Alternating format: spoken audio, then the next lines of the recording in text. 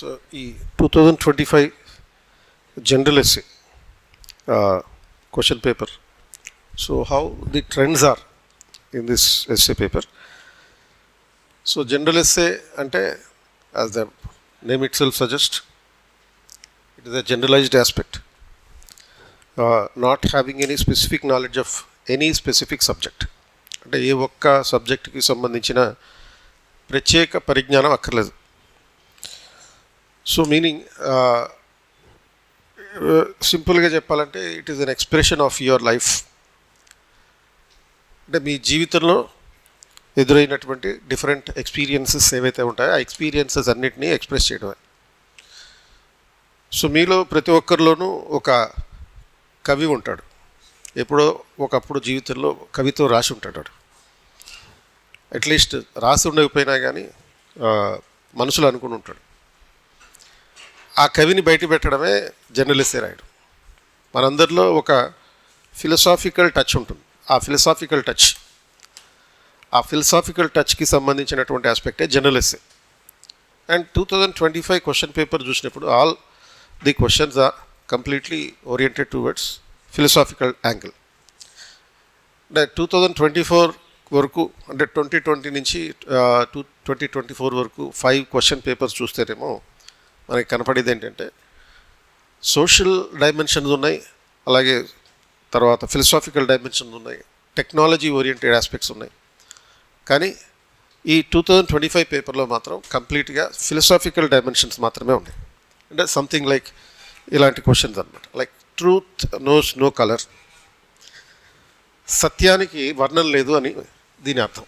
అలాగే the supreme art of war is to subdue the enemy without fighting. అంటే యుద్ధంలో అతి ముఖ్యమైనటువంటి కళ ఏంటి అంటే, యుద్ధ కళ నైపుణ్యం ఏంటి అంటే యుద్ధం చేయకుండా శత్రువుని అణిచివేయడమే. అంటే ఇట్ ఈస్ సెట్ దట్ ఒక స్నైపర్ ఉంటాడు చూడు, ఒక స్నైపర్ ఉపయోగించే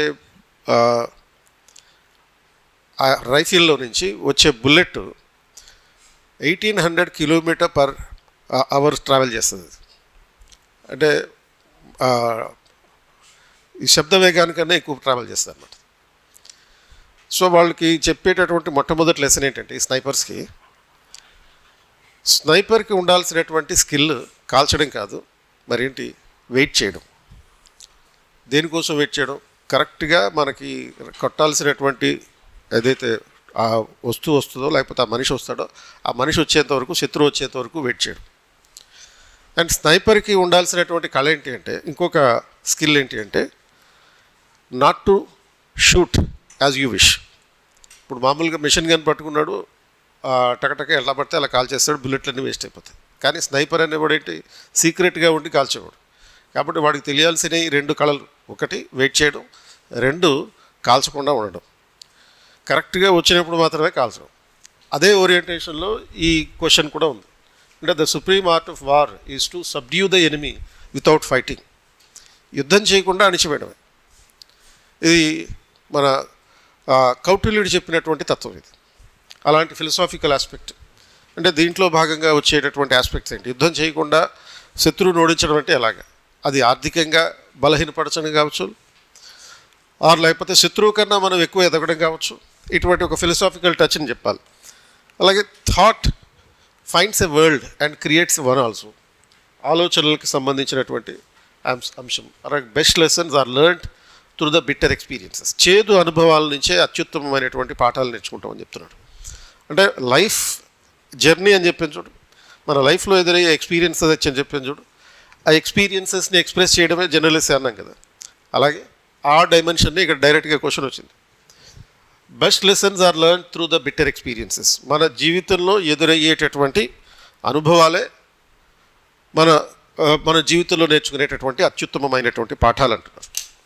అంటే ఇప్పుడు సపోజ్ చాలామందికి సన్మానాలంటే ఇష్టం. సన్మానం చేయించుకుంటే ఏమవుతుంది? నువ్వు ప్రపంచానికి, ఈ లోకానికి పరిచయం అవుతావు. కానీ అవమానాలకు గురయ్యావు అనుకో, సన్మానం కాకుండా అవమానాలకు గురయ్యావు, అప్పుడు ఈ ప్రపంచం ఏంటో నీకు తెలుస్తుంది. ఎవడు నీవాడు, ఓడిపోయినప్పుడు వచ్చేటటువంటి ఎక్స్పీరియన్స్ కారణంగా నీ వాడెవడు, నీ ఫ్రెండ్ ఎవడు, నీ బంధువు ఎవడు అనే విషయం కరెక్ట్గా తెలుస్తుంది. కాబట్టి మనకి జీవితంలో కొన్ని క్యాలిక్యులేటెడ్ రిస్కులు రావాలి. అంటే కష్టాలు రావాలని కోరుకోకూడదు. ఫెయిల్యూర్స్ కంపల్సరీగా ఉంటాయి లైఫ్లో. ఫెయిల్యూర్ లేకుండా ఓన్లీ పాజిటివిటీ ఉండాలి అని అనుకోవడం మూర్ఖత్వం. జీవితంలో మనం భరించగలిగే అండ్ ఎదిరించగలిగే, అధిగమించగలిగే కొన్ని పాఠాలు నేర్చుకోవాలి అంటే కొన్ని కష్టాలు రావాలి, మనం ఎదుర్కోగలిగే కష్టాలు రావాలి, మనం జయించగలిగే కష్టాలు రావాలి. ఏ కష్టం కూడా మనం జయించలేనిది కాదు, ప్రతి కష్టాన్ని దాటుకుంటే వస్తూనే ఉంటాం జీవితంలో. సో అటువంటి చేదు అనుభవాల సమాహారమే మన జీవితంలో ఎదుర్కొనేటటువంటి, నేర్చుకునేటటువంటి పాఠాలన్నీ ఈ డైమెన్షన్ ఇస్తున్నాడు. అలాగే సెక్షన్ బిలో గతంలో అయితే 2024 వరకు సెక్షన్ బిలో ఉండేటటువంటి క్వశ్చన్స్ యూజువల్గా సోషల్ ఇష్యూస్, సోషల్ మీడియాకి సంబంధించినటువంటి ఆస్పెక్ట్స్ ఇలా ఉండేవి. కానీ ఇప్పుడు ఈ సెక్షన్ బికి సంబంధించిన క్వశ్చన్స్ కూడా కంప్లీట్గా ఫిలసాఫికల్ క్వశ్చన్స్ అడిగారు. Like muddy water is best cleared by leaving it alone. అంటే ఒక మురికి నీరు దాన్ని శుభ్రం చేయాలంటే ప్రత్యేకంగా నువ్వు శుభ్రం చేసే ప్రయత్నం చేసావనుకో అది ఇంకా మురికి అవుతుంది. దాన్ని అలా వదిలేస్తేనే ఆ మురికి కిందకి వెళ్ళిపోతుంది అండ్ స్వచ్ఛమైన నీరు పైకి వస్తుంది అనేటటువంటి అర్థంలో అది. The years teach much which the days never no. అంటే ఈ కాలమే అన్నిటికీ పరిష్కారం అంటాం చూడు, కాలమే అన్నిటికీ పరిష్కారం, కాలమే అన్నిటికన్నా ఉత్తమమైనటువంటి మెడిసిన్ అంటాం చూడు, ఆ డైమెన్షన్లో అది. It is best to see life as a journey, not as a destination. జనరల్గా మనం లక్ష్యాలు పెట్టుకుంటాం, ఆ లక్ష్యాలు సాధిస్తే మనకి జనరల్గా ఏం రాదు, ఆనందం వచ్చేస్తుంది, లేకపోతే దుఃఖం వచ్చేస్తుంది, ఇటువంటి ఏం కావు. యాక్చువల్లీ రియాలిటీ ఏంటి అంటే మనం ఒక లక్ష్యాన్ని పెట్టుకున్నప్పుడు ఆ లక్ష్యం నెరవేరుతుందా లేదా అనేటటువంటిది ఆలోచించకుండా ఆ లక్ష్యాన్ని సాధించే ప్రక్రియలో ఎదురయ్యేటటువంటి ఎక్స్పీరియన్సెస్ ఏవైతే ఉన్నాయో అవే యాక్చువల్గా ఎగ్జైట్మెంట్ కలిగిస్తాయి. ఇప్పుడు సినిమాలో హీరో యుద్ధాన్ని గెలవడానికి ఏం చేస్తాడు అంటే, ఒక విలన్ని గెలవడానికి ఏం చేస్తాడు, చాలా ప్రిపరేషన్లు చేస్తుంటాడు. ఇప్పుడు సపోజ్ తమ్ముడు సినిమా ఉంటుంది, తమ్ముడు సినిమాలో లాస్ట్లో బాక్సింగ్ గెలవాలి, దానికోసం ప్రాక్టీస్ చేస్తాడు. దానికి బ్యాక్గ్రౌండ్లో ఒక సినిమా పాట కూడా వస్తుంటుంది. ఆ పాట చూసినప్పుడు మనకి ఎగ్జైట్మెంట్ వస్తుంది. లాస్ట్లో ఫైటింగ్ అయిపోయిన తర్వాత అది కప్పు గెలిచిన తర్వాత పెద్ద ఇష్యూ కాదు, అది పెద్ద ఎగ్జైట్మెంట్ కాదు. ఏది ఎక్కువ ఎగ్జైట్మెంట్ని కలిగిస్తుంది అంటే ఆ జర్నీ ఏదైతే ఉంటుందో అది. ఐఏఎస్ సాధించిన తర్వాత ఏం చేయాలో నీకు అర్థం కాదు, నీ నోట మాట రాదు ఫస్ట్. అండ్ ఏది ఎక్కువ ఎగ్జైట్మెంట్ కలిగిస్తుంది అంటే ఈ ప్రిపరేషన్ ప్రాసెస్ ఏదైతే ఉందో అది. సో ఆ డైమెన్షనే ఇక్కడ the best to see the life as a journey but not as a destination. జీవితాన్నే ఒక మార్గంగా చూడమంటున్నాడు, ఒక అంతిమ లక్ష్యంగా కాకుండా. అలాగే contentment is a natural wealth, luxury is an artificial poverty. So ఇది కూడా ఏదైతే ఈ ఎథిక్స్లో లాంటి చదివేటటువంటి టైప్ ఆఫ్ క్వశ్చన్ అనమాట ఇది. కంటెంట్మెంట్ ఈజ్ న్యాచురల్ వెల్త్, ఇటువంటి ఆస్పెక్ట్స్. సో ఈ 8 ప్రశ్నల నుంచి మనం గమనించాల్సినటువంటి ఒక top 3 observations for the 2025 UPSC SA paper. అంటే ఈ ఎస్ఏ పేపర్లో మనం గమనించగలిగేటటువంటి 3 అంశాలు ప్రధానంగా మనం చూడవచ్చు. ఇందాక చెప్పినట్టుగానే there is a heavy philosophical tilt minimum contemporary anchors. అంటే ఫిలసాఫికల్ టిల్ట్ అంటే ఎక్కువగా ఇందులో మనకి తాత్వికమైన సంబంధమైనటువంటి అంశాలు క్వశ్చన్లుగా అడిగారు. అంటే ఎథికల్ ఓరియంటెడ్గా ఉండేటటువంటి ఆస్పెక్ట్స్ ఎక్కువ క్వశ్చన్స్ ఉన్నాయి. అంటే almost all the 8 topics are aphorisms, philosophical reflections. అంటే ఈ ట్రూత్, థాట్, జర్నీ, కంటెంట్మెంట్ ఇటువంటి పదాలు ఏవైతే ఉపయోగించారో ఈ డైమెన్షన్స్ అన్నీ కూడా ఫిలసాఫికల్ టచ్ ఉన్నటువంటి పర్స్పెక్టివ్సే. అండ్ తర్వాత ఈ మనం 2023లో చూస్తే కనుక కొన్ని సోషల్ ఇష్యూస్ ఫోకస్ చేయడం జరిగింది. అంటే ఈ 2023 పేపర్లో జెండర్ జస్టిస్, తర్వాత ఎడ్యుకేషన్, ఇటువంటి ఆస్పెక్ట్స్ మీద ఫోకస్ చేశారు. 2024 పేపర్లో చూసినప్పుడు కూడా సోషల్ మీడియా మీద క్వశ్చన్ అడగడం జరిగింది. FOMO, fear of missing out అనేటటువంటి టైప్ ఆఫ్ క్వశ్చన్స్ అడిగారు. అంటే ఏదైనా కోల్పోతామనే భయం, దాని నుంచి వచ్చేటటువంటి కాంప్లికేషన్స్ అండ్ ఇంప్లికేషన్స్. ఈ మధ్యకాలంలో యువతలో ఎక్కువగా ఉన్నటువంటి ప్రాబ్లం ఏంటంటే FOMO, fear of missing out. So ఇటువంటి ఫియర్ ఆఫ్ మిస్సింగ్ అవుట్ లాంటి క్వశ్చన్స్ సోషల్ ఇష్యూస్కి సంబంధించినవి అనమాట. అలాగే పవర్కి సంబంధించినటువంటి క్వశ్చన్ అడిగారు. అంటే there is no directly stated social or polity issues in the present 2025 paper. So this signals UPSC's intention to test the candidates' abstract reasoning, interpretative depth and ability to draw connections with society, governance or on their own. అంటే ఏంటిది అంటే ఇప్పుడు general ఎస్ఏకి ఒక స్పెసిఫిక్గా syllabus ఏం లేదు. But ఏం చెప్పారు జనరల్ ఎస్ఏలో అంటే your ability to observe the things and apply the things will be tested in the general SA. అంటే మన చుట్టూ జరిగేటటువంటి విషయాలని పరిశీలించి వాటిని రియల్ లైఫ్లో ఏ విధంగా అప్లై చేస్తాం అనే దాని మీద ఈ జనరల్ ఎస్ఏకి సంబంధించిన గైడ్లైన్స్ సిలబస్లో ఉంటాయి. ఆ ఓరియంటేషన్లోనే ఈ పేపర్లో కూడా ఫండమెంటల్గా అడగడం జరిగిందనమాట. అంటే యూపీఎస్సీ ఇంటెన్షన్ ఏంటి, అభ్యర్థికి సంబంధించినటువంటి అబ్స్ట్రాక్ట్ రీజనింగ్, అంటే cause and effect relationship identify చేయగలగడం. ప్రతి ఇష్యూలోనూ కాజ్ అండ్ ఎఫెక్ట్ రిలేషన్షిప్ చూడగలగడం. కాజ్ అండ్ ఎఫెక్ట్ రిలేషన్షిప్ అంటే ఏంటి, ఒక సంఘటన ఎందుకు జరిగింది, దానికి కారణం తెలుసుకోవడం, దానివల్ల కలిగేటటువంటి ఇంపాక్ట్ ఏంటి, దాని ప్రభావాలను అర్థం చేసుకోవడం. And you are supposed to have an interpretative depth rather than just remembering and memorizing the factual information. Factual information అంతా ప్రిలిమ్స్లో టెస్ట్ చేస్తారు, దానికి సంబంధించినటువంటి అనాలిసిస్ అంతా మెయిన్స్లో టెస్ట్ చేస్తారు. అండ్ స్పెసిఫిక్గా జర్నలిస్ట్లో ఇంక టెస్ట్ చేసేదే ఉంది అంటే ఇంటర్ప్రిటేటివ్ డెప్త్. ఇంటర్ప్రిటేటివ్ డెప్త్ అంటే మన ఒక విషయాన్ని పరిశీలించి దాన్ని వ్యాఖ్యానించేటటువంటి లోతైన పరిజ్ఞానం అన్నమాట. And it also tested about the ability to draw connections across various things. ఆ కనెక్షన్స్ ఏంటో చెప్తాను నేను. అండ్ ఈ సొసైటీకి తర్వాత గవర్నెన్స్కి సంబంధించినటువంటి అంశాలను అబ్జర్వ్ చేసి ఒక సివిల్ సర్వెంట్గా నువ్వు వాటిని ఏ విధంగా రియల్ లైఫ్లో అప్లై చేస్తావు అనేటటువంటి కెపాసిటీని టెస్ట్ చేయడం జరుగుతుంది. సో రెండో డైమెన్షన్ ఏంటి అంటే ఈ ఎస్ఏ పేపర్లో you are tested with the classical wisdom and timeless metaphors. Metaphors అంటే ఏంటి, ఒక పోలికలు అనమాట. ఒక లైఫ్లో ఉండేటటువంటి రకరకాల పోలికలు. ఈ పోలికలు జనరల్గా మనం ఎట్లా సంథింగ్ లైక్ సామెతల రూపంలో పోలికలు చూపిస్తుంటాం అది. సో ఈ సామెతల రూపంలో పోలికలు చూపించడం అంటే like many themes like ancient philosophical traditions, మన భారతదేశం యొక్క ప్రాచీన కాలంలో ఉన్నటువంటి సాంప్రదాయాలు ఏవైతే ఉన్నాయో వాటి మీద ఎంఫసైజ్ చేశాడు. For example very first question like truth knows no colour అనేటటువంటి ఈ క్వశ్చన్ ఏదైతే ఉందో ఇది ఒక యూనివర్సలిజం. గాంధీ చెప్పినటువంటి కాన్సెప్ట్, సత్యాగ్రహం లాంటి కాన్సెప్ట్, అలాగే వేదాంతంలో చెప్పినటువంటి అంశాలు, ట్రూత్ ట్రింప్స్ అంటే సత్యానిదే అంతిమ జయం, ఇటువంటి కాన్సెప్ట్స్ అన్నింటినీ స్టాయిక్ కాన్సెప్ట్స్ అని అంటారు ఏన్షియంట్ గ్రీక్స్లో అన్నమాట. అలాగే contentment is natural wealth, luxury is artificial poverty, ఇలాంటి అంశాలు the tell about the Indian ascetic traditions. Indian ascetic traditions అంటే ఏంటి, ఏదైతే మనం చతుర్వర్ణాశ్రమాలు ఉంటాయి, బ్రహ్మచర్యం, ఆ తర్వాత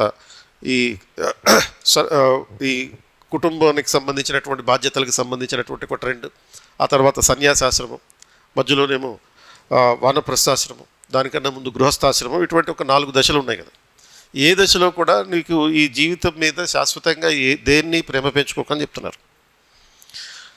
సో దేని మీద ప్రేమ పెంచుకోవద్దు అంటే ఏంటి, ఇవన్నీ తాత్కాలికమైనవి. మరి తాత్కాలికమైనప్పుడు ఇవన్నీ ఎందుకు సంపాదించుకోవాల్సిన అవసరమే లేదంటున్నారు. కానీ సంపాదించుకోకుండా వదలకూడదు. సంపాదించకుండా ఎందుకు వదలకూడదు, so that it will be distributed among all. ఇప్పుడు మహాత్మా గాంధీ చెప్పినటువంటి ట్రస్టీషిప్ అనే కాన్సెప్ట్ ఉంటుంది. ధర్మకర్తృత్వము అంటే ట్రస్టీషిప్ అంటే ఏంటి, ఈ earn the property. Everybody in the society have to earn the properties. ప్రాపర్టీలు అంటే భూములు, ఆస్తులు ఇవన్నీ అని కాదు, నువ్వు చేయాల్సిన పని చేయడమే, ఎవడి పని ఆడు చేసుకోవడమే. నువ్వు అగ్రికల్చర్ చేస్తున్నావు, ఒక ఫార్మర్ అనుకో, వ్యవసాయం చేయి రెగ్యులర్గా. నువ్వు ఏదైనా ఫ్యాక్టరీలో పనిచేస్తున్నావు అనుకో, దాంట్లో రెగ్యులర్గా పనిచేయి. సెలవులు పెట్టడం, స్ట్రైకులు చేయడం ఇటువంటివి చేయొద్దు, ఎవడి పని ఆడు చేసుకోవాలంతే. సో అప్పుడు ఎవరి పని వాళ్ళు చేసుకున్నప్పుడు ప్రతి ఒక్కరికి ఆర్థికంగా పరిపుష్టంగా ఉంటుంది.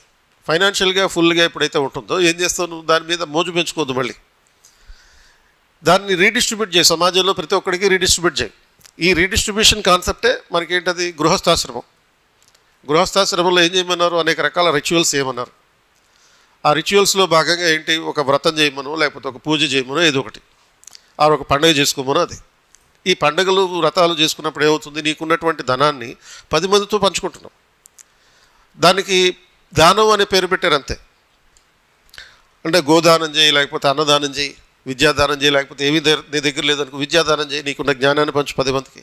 దానం అంటే అదేదో నీ చేయి పైన ఉండాలి, ఇంకోటి చేయి కింద ఉండాలని కాదు, షేరింగ్ ఇది. అది లేనివాడిని నువ్వు పిలిచి బట్టలు పెట్టట్లే, ఉన్నవాడినే నువ్వు పిలిచి ఇస్తున్నావు, నీకున్న దానిలో కొంత ఇస్తున్నావు, షేర్ చేసుకుంటున్నావు.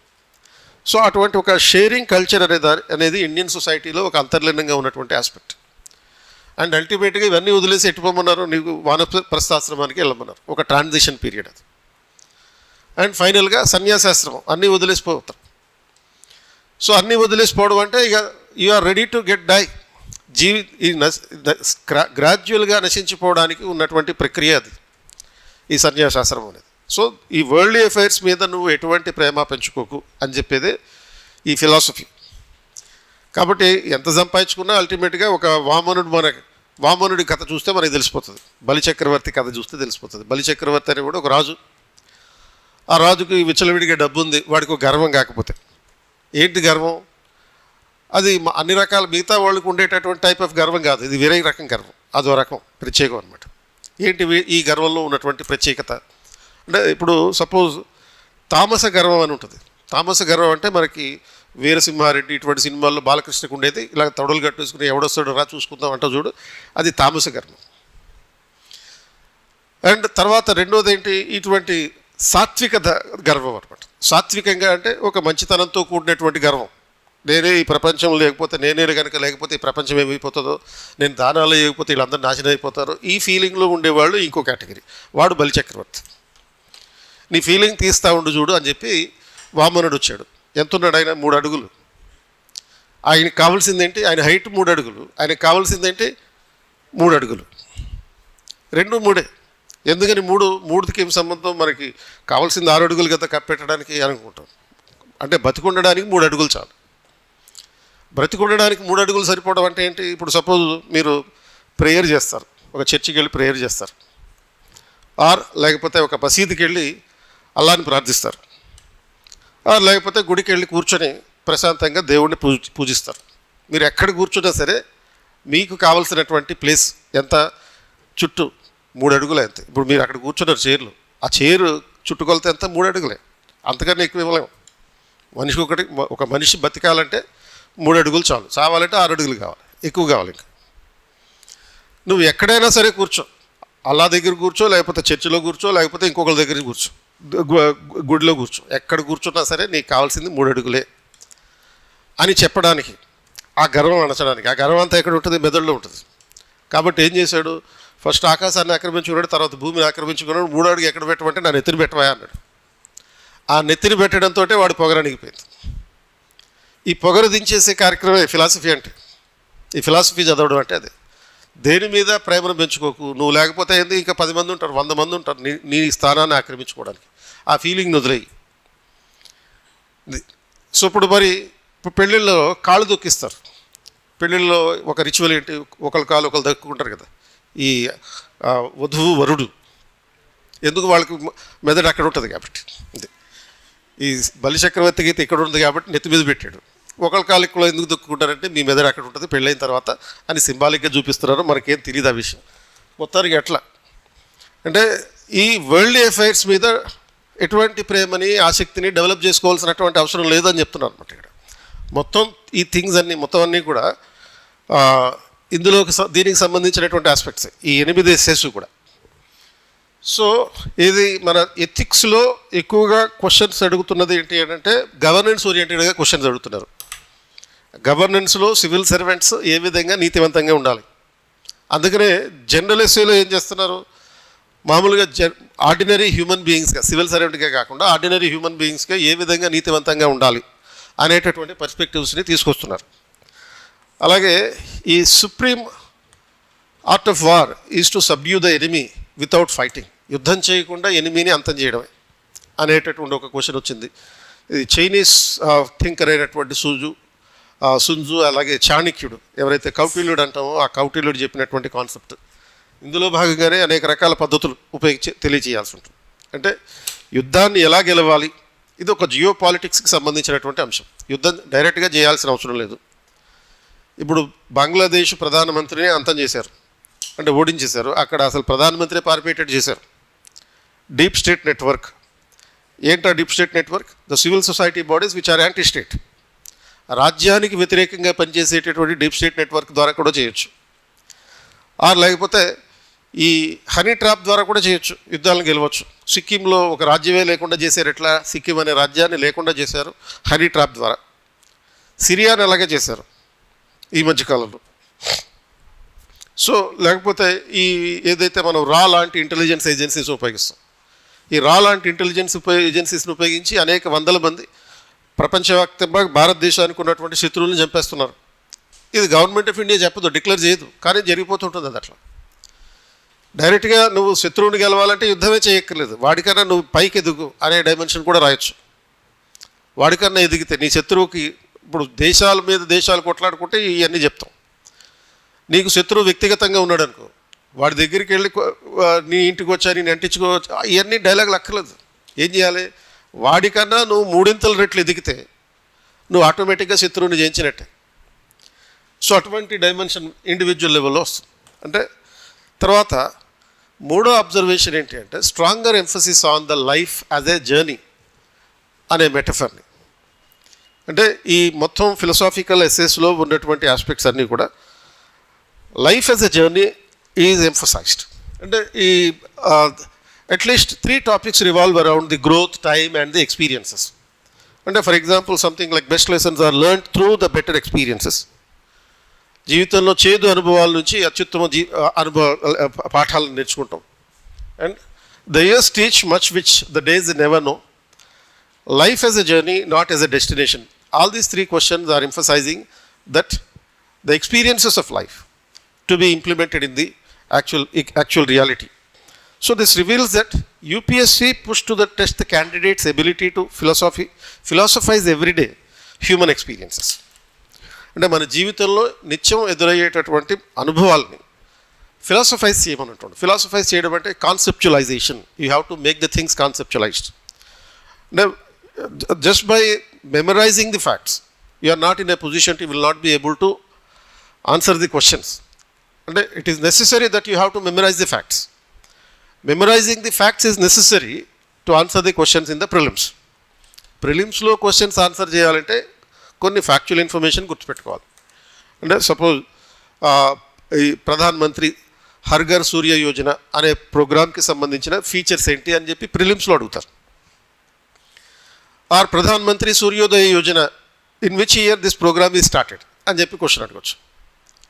In which budget it is being proposed అని చెప్పి క్వశ్చన్ అడగవచ్చు. అక్కడ what you are suppose to do is you have to remember the factual information. మరి ఈ ప్రధాన్ మంత్రి హర్ ఘర్ సూర్య యోజన అనేటటువంటి ప్రోగ్రామ్ ఆధారంగా జనరల్ ఎస్ఏ క్వశ్చన్ ఇవ్వచ్చు. అది that will be related to the sustainable development. ఈ సస్టైనబుల్ డెవలప్మెంట్ గోల్స్కి సంబంధించి ఆర్ ఎన్విరాన్మెంటల్ ప్రొటెక్షన్కి సంబంధించి ఓవరాల్గా జనరలైజ్ ట్రెండ్ చేసి అడగచ్చు. Suppose in the general studies paper 1 there was a question about this dimension.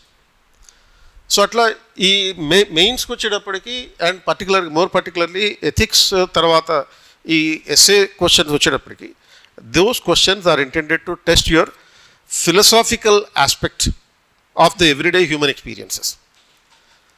And the philosophical aspects of the everyday human experiences which are to be linked with policy, governance and resilience and leadership.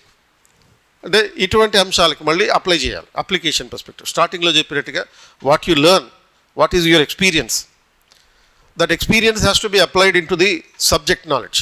Subject knowledge అంటే ఈ polity, economy, history, geography వీటికి apply చేయడం జరగాలి. I was telling you about the trusteeship concept of the Mahatma Gandhi. Mahatma Gandhi trusteeship కాన్సెప్ట్ని తీసుకొచ్చి ఏం చేయాలి అంటే అక్కడ నిన్ను ఈ ప్రపంచాన్ని వదిలేసి పొమ్మనట్లే. ట్రస్టీషిప్ కాన్సెప్ట్లో డబ్బులు సంపాదించమంటున్నారు, నీ పని నువ్వు చేయమంటున్నారు. లైఫ్లో ఏ దశలో జరగాల్సినటువంటి పనులు ఆ దశలో జరిగిపోతూ ఉండాలి. And it is an alternative model for the economic growth and development. ఇది ట్రస్టీషిప్ అనే concept alternative model for the economic growth and development. So ఈ నెహ్రూవియన్ మోడల్కి తర్వాత గాంధీయన్ మోడల్కి కంపారిజన్ కూడా అడుగుతారు. అట్లా నెహ్రూవియన్ మోడల్ ఏమో it was talking about heavy focus on the heavy development, focusing on the heavy agriculture, heavy infrastructure development, heavy industries. అదే Gandhian concept of economic growth అనేదేమో micro level concepts, micro growth. And we're talking about the rural republics, establishing the rural republics. So ఇటువంటి అంశాల మీద focus చేస్తూ ఏదైతే నువ్వు థియరిటికల్గా నేర్చుకుంటావో ఆ థియరిటికల్గా నేర్చుకున్నది ప్రాక్టికల్గా పాలసీస్లో అప్లై చేయడం, గవర్నెన్స్లో అప్లై చేయడం, ఎకానమీలో అప్లై చేయడం, టెక్నాలజీ ఓరియంటేషన్ తీసుకురావడం, ఇటువంటి ఆస్పెక్ట్స్ అన్నీ వస్తాయి. And so this paper when you see ఓవరాల్గా సమ్మరీ వన్ లైనర్ ఏంటి అని అంటే the 2025 paper marks shift back to the pure philosophical aphorism away from contemporary social issues, demanding candidates independently weave timeless wisdom into the modern governance, society and the personal ethics. Personal ethics అంటే whether you are having this personally, the ethical behavior or not will be tested, which will be connected with the remaining subjects. And remaining subjects అంటే ఈ polity, economy, history, geography ఇటువంటి aspects అన్నిటికీ సంబంధించింది. తర్వాత so this UPSC SA papers from 2020-2025 ఈ 6 ఇయర్స్కి సంబంధించి ఈ 2021, 22, 23, 24, 25 6 ఇయర్స్కి సంబంధించినటువంటి ఓవరాల్ ట్రెండ్ అనాలిసిస్ చూస్తే, అంటే the trend analysis into themes, shifts and pedagogical purpose ఎలా ఉంటుంది. సో ఇప్పుడు సపోజ్ థీమాటిక్ డిస్ట్రిబ్యూషన్ పర్టికులర్గా ఫిలసాఫికల్ అండ్ అబ్స్ట్రాక్ట్ ఎక్సెస్ ఉన్నాయి, అంటే that is the core trend. అంటే ఈ 6 ఇయర్స్ జనరల్ ఎస్ఏ పేపర్స్ చూసినప్పుడు the overall core trend, the focus, high focused element is that it is focusing on the philosophical aspects. So for example 2020లో ఇచ్చినటువంటి life is a long journey, and ఇప్పుడు ఈ 2021లో ఇచ్చినటువంటి the real is rational and rational is real. అలాగే 2022లో ఇచ్చారు just because we have a choice you cannot step twice in the same river. And తర్వాత 2023లో not all who wander are lost, ఇలాంటి క్వశ్చన్స్. అంటే తిరిగేవాడు ప్రతివాడు ఇది తప్పిపోయినట్టు కాదు అనేటటువంటి పర్స్పెక్టివ్. 2024లో there is no path to the happiness, happiness is the path. ఇది అద్భుతమైనటువంటి స్టేట్మెంట్. ఆనందాన్ని ఎవరు కోరుకోరు, కానీ ఎంత మూల్యానికని వస్తుంటుంది చూడు. అంటే ఒకడికేమో సిగరెట్ తాగితే ఆనందం, ఇంకొకటికేమో క్రికెట్ ఆడితే ఆనందం, ఇంకొకటికేమో సినిమా చూస్తే ఆనందం, ఒకడికేమో లిక్కర్ తాగితే ఆనందం, ఒకడికేమో డ్రగ్స్ తీసుకుంటే ఆనందం. కానీ అది నిజమైన ఆనందమా కాదా అనేటటువంటిది పర్స్పెక్టివ్. ఆనందానికి there is no part to the happiness, అంటే ఆనందానికి మార్గం అంటూ లేదు, ఆనందమే ఒక మార్గం. ఏదైతే ఇప్పుడు 2025 క్వశ్చన్లో ఒకటి ఇచ్చారు చూడు, ఇది enjoy the life as a journey not as a destination. జీవితాన్ని ఒక జర్నీ లాగా చూడండి, ఒక డెస్టినేషన్గా కాకుండా అనే పర్స్పెక్టివ్నే మరో డైమెన్షన్లో 2024లో అడగడం జరిగింది. అలాగే 2025 question truth knows no colour and contentment is natural wealth, luxury is artificial poverty. So ఇటువంటి ఓవరాల్గా ఈ 6 ఇయర్స్లో వచ్చినటువంటి అంశాలని అబ్జర్వేషన్ చేస్తే every year at least 4 to 5 topics are philosophical question. కంపల్సరీగా ప్రతి సంవత్సరం 4 to 5 టాపిక్స్ ఫిలసాఫికల్ ఉన్నాయి. 2025లో అయితే all the 8 questions are the philosophical questions. And so UPSC is expecting the candidate must display the depth of thought, originality and ability to connect philosophically with the governance and the society. అంటే ఇక్కడ మనం ఎస్సేస్ని బట్టి పట్టలేము. General studies you can by heart and you have to by heart. General స్టడీస్లో ఉండే concepts, history ఉందనుకో, హిస్టరీకి సంబంధించిన కాన్సెప్ట్స్, పాలిటీ ఉందనుకో, ఆర్టికల్స్ ఏంటి, ఆ తర్వాత షెడ్యూల్స్ ఏంటి, ఇవన్నీ కూడా బై హార్ట్ చేయాలి. బై హార్ట్ చేస్తే, చేయకపోతే నీకు గుర్తుండదు. బై హార్ట్ చేయడం అంటే ఏంటి, రిపీటెడ్గా ఒక కాన్సెప్ట్ని చదవడం. ఒకే పుస్తకాన్ని 10 సార్లు చదవాలి. 10 పుస్తకాలను ఒకసారి కూడా చదవకుండా వదిలేయడం కాదు. ఎందుకంటే you have to remember to answer the questions in the prelims, you have to reproduce to answer the questions in the mains. ఈ ఫ్యాక్చువల్ ఇన్ఫర్మేషన్ నువ్వు కంపల్సరీగా రీప్రొడ్యూస్ చేయాలి GS 1, 2, 3, 4లో. అది మెమరీ కావాలి. అండ్ ఈ మెమరీ ఏదైతే ఉందో ఆ మెమరీ సంపాదించినప్పుడు, ఇప్పుడు suppose vice president, what is the relevance of the post of vice president అని క్వశ్చన్ అడిగారు అనుకుందాం మెయిన్స్లో. ప్రిలిమ్స్లో ఎలా ఉంటుంది, which of the following statements are true about the vice president of India అని చెప్పి క్వశ్చన్ అడుగుతారు.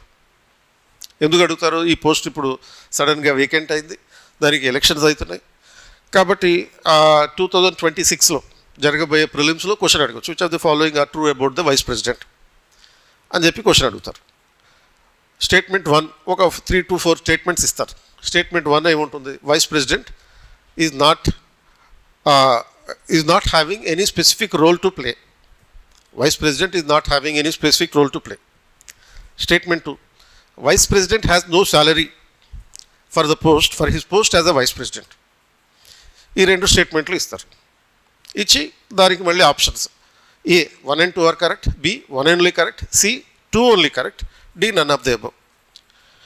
ఇప్పుడు మరి ఈ ఇన్ఫర్మేషన్ మీద బేస్ చేసుకుని నువ్వు ఆన్సర్ చేయాలా, లేకపోతే జనరల్గా మనం న్యూస్ పేపర్లో చదివితే సరిపోతుందా? న్యూస్ పేపర్లో చదివితే వచ్చేది ఓన్లీ జనరల్ నాలెడ్జ్ తప్ప స్పెసిఫిక్గా పాలిటీ నాలెడ్జ్ రాదు. సో మరి పాలిటీ నాలెడ్జ్ రావాలంటే వైస్ ప్రెసిడెంట్కి సంబంధించిన ఆర్టికల్స్ అన్ని చదవాలి. And when you read those articles, you can remember, when you remember those articles, the concepts that you have read in the polity, then you can answer this question saying that both the statements are correct. Vice ప్రెసిడెంట్గా ఎటువంటి పాత్ర లేదు. మరి అడగొచ్చు మీరు, ఇంకా questions raise చేసి supplementary question raise చేయొచ్చు. He's acting as a chairperson of the Rajya Sabha అని చెప్పి. He's acting as a chairperson of the Rajya Sabha as a chairperson, not as a vice president. రాజ్యసభకి అధ్యక్షుడిగా వ్యవహరించడం వైస్ ప్రెసిడెంట్గా ఉన్నటువంటి పాత్ర కాదు. మరి వైస్ ప్రెసిడెంట్గా మరి ఇంకేం చేయాలి? రాజ్యసభ అధ్యక్షుడిగా వ్యవహరించడం అంటే ఆ పనికి వైస్ ప్రెసిడెంట్ పనికి అసలు సంబంధం లేదు. రాజ్యసభ చైర్మన్గా వ్యవహరించడం అనేటటువంటి రోల్ ఏదైతే ఉందో it is similar to the speaker of the Lok Sabha. మరి what is the role of the vice president? As a vice president అంటే నథింగ్, ఏది లేదు, అతనికి ఏ పని లేదు.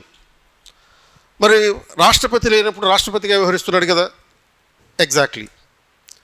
when there is no president, in the absence of the president, vice president is acting as what? President, not as a vice president. Vice president రాష్ట్రపతి పదవిలోకి వెళ్ళినప్పుడు he will take the oath of the president again. ఎవరైనా సరే, అంటే vice president లేకపోతే ఎవరు వస్తారు? మరి సుప్రీంకోర్టు చీఫ్ జస్టిస్ వస్తాడు. ఆయన కూడా లేకపోతే ఎవరు వస్తారు? ఇంకా 33 మంది సుప్రీంకోర్టు జడ్జిలు ఉన్నారు. వాళ్ళలో ఎవరైతే అందుబాటులో సీనియర్ మోస్ట్ ఉంటాడో వాడు వస్తాడు. అండ్ వీళ్ళు ఎవరైనా సరే వైస్ ప్రెసిడెంట్గాను, లేకపోతే చీఫ్ జస్టిస్ అయినా సరే, లేకపోతే నెక్స్ట్ సీనియర్ మోస్ట్ జడ్జి అయినా సరే, ప్రెసిడెంట్గా వెళ్ళి పనిచేసేటప్పుడు ముందుగా ప్రెసిడెంట్గా ఓత్ తీసుకోవాలి. You are taking the oath of a president, అంటే ప్రమాణ స్వీకారం చేయాలి. రాష్ట్రపతి ప్రమాణ స్వీకారం అంటే when you have taken the oath you become the president. రాష్ట్రపతి అయిపోతున్నాం, ఇంకా అయిపోయింది.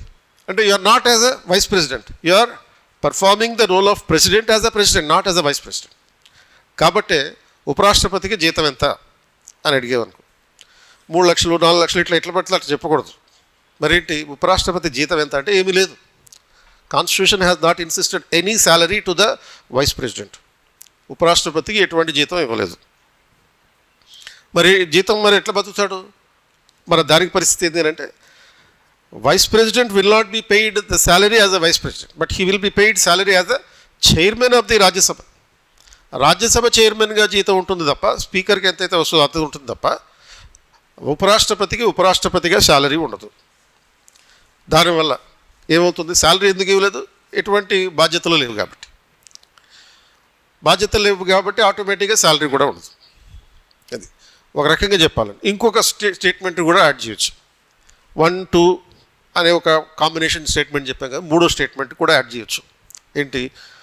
In case of a vacancy in the post of vice president, the election for the successor should be conducted within 6 months అని చెప్పి ఇంకో statement add చేయొచ్చు. అంటే in case of a vacancy the election for the successor should be conducted within 6 months. Successor అంటే తర్వాత రాబోయే ఉపరాష్ట్రపతికి. అంటే ఒకవేళ ఉపరాష్ట్రపతి పదవి ఖాళీ అయితే, ఇప్పుడైతే ఎలా అయితే రిజైన్ చేసినా లేకపోతే చనిపోయినా ఉపరాష్ట్రపతి పదవి ఖాళీ అయిపోతుంది, లేకపోతే రిమూవల్ చేయొచ్చు. ఈ 3 పద్ధతుల్లో. లేకపోతే supreme court can declare the election of the vice president as invalid, then he has to vacate his office. సుప్రీంకోర్టులో ఈ ఎన్నిక చెల్లదు అని చెప్పి ఎవరైనా కేసు పెడితే అప్పుడు అది ఇన్వాలిడ్ అవుతుంది, అప్పుడు కూడా వెకేట్ అయిపోతుంది. They are the reasons for the vacating of the post of vice president. అక్కడ దాన్ని బేస్ చేసుకుని, ఇప్పుడు ఈ రీసెంట్ ఇష్యూ రిజిగ్నేషన్ కాబట్టి దాన్ని బేస్ చేసుకుని ఇంకో స్టేట్మెంట్ యాడ్ చేయొచ్చు. ఏమని? In case of the vacancy in the post of vice president, ఉపరాష్ట్రపతి పదవి ఖాళీ ఏర్పడితే election for the successor has to be conducted within 6 months. 6 నెలల్లోగా తదుపరి ఉపరాష్ట్రపతి ఎన్నిక నిర్వహించాలి. ఇది ఇప్పుడు 1 and 2 స్టేట్మెంట్స్ కరెక్టే. 3rd స్టేట్మెంట్ కరెక్టా కాదా అనేది, ఇది రాంగ్. ఎందుకు రాంగ్?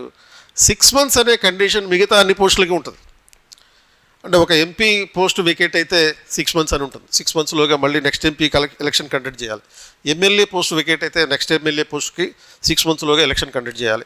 ఈవెన్ ఒక సర్పంచ్ గ్రామ సభలో ఉండేటటువంటి వాడు, అతని పోస్ట్ ఖాళీ అయినా కానీ ఎలక్షన్ కండక్ట్ చేయాలి. రాష్ట్రపతి పదవి ఖాళీ అయితే 6 monthsలోగా ఎలక్షన్ కండక్ట్ చేయాలి. కానీ వైస్ ప్రెసిడెంట్కి అలా లేదు. ఇది ఎప్పుడు నేర్చుకుంటాం మనం? ఎప్పుడైతే మనం ఆర్టికల్ 66 ఇవన్నీ చదువుతాం అప్పుడు అక్కడ నేర్చుకుంటాం మనం. అక్కడ ఏముంది ఆర్టికల్ 66లో అంటే, the election for the successor should be conducted as soon as possible అని ఉంటుంది. యాజ్ సూన్ యాజ్ పాసిబుల్ ఉంటుంది కానీ 6 months అని లేదు. సాధ్యమైనంత త్వరగా తదుపరి ఉపరాష్ట్రపతి ఎన్నిక నిర్వహించాలి. రాష్ట్రపతికి 6 months అని ఉంటుంది, బట్ ఉపరాష్ట్రపతికి మాత్రం అది ఉండదు. As soon as possible the election for the next vice president should be conducted. కాబట్టి స్టేట్మెంట్ నెంబర్ 3 రాంగ్ అవుతుంది. సో అప్పుడు ఈ అంశాలన్నింటినీ బేస్ చేసుకుని రైట్, ఈ అంశాలన్నింటినీ బేస్ చేసుకుని అప్పుడు మనకి వచ్చే కంక్లూజన్ ఏంటి, we have to remember and memorize the facts to answer the questions in the prelims. Factual information తెలియాలి ప్రిలిమ్స్లో ఆన్సర్స్ రాయడానికి.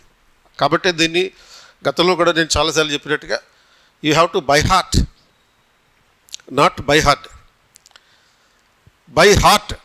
బై హార్డ్ అనే దానికి మనం జనరల్గా HEARD అని స్పెల్లింగ్ అనుకుంటాం, కానీ ఏంటిది HEART. అంటే మనస్పూర్వకంగా హృదయపూర్వకంగా నువ్వు ఆ ఫ్యాక్చువల్ ఇన్ఫర్మేషన్ అందరినీ గుర్తుపెట్టుకోవాలి. సో ఆ గుర్తుపెట్టుకున్నప్పుడే ప్రిలిమ్స్లో ఆన్సర్స్ రాయగలుగుతాం. మెయిన్స్కి వచ్చేటప్పటికి you are suppose to analyze the things. ఏమని అడుగుతాడు, ఇదే అంశాన్ని మెయిన్స్ క్వశ్చన్లో ఏ రకంగా అడగచ్చు. There is no need for the post of vice president comment in the context of absence of the post of Deputy Speaker of the Lok Sabha since 2019. ఇలా question అడుగుతారు. There is no need for the post of Vice President. Comment in the context of absence of the post of Deputy Speaker of Lok Sabha since 2019. రెండు రకాల డైమెన్షన్లు ఇక్కడ answer చేయాలి. ఒకటేంటి, second part of the question you have to answer first.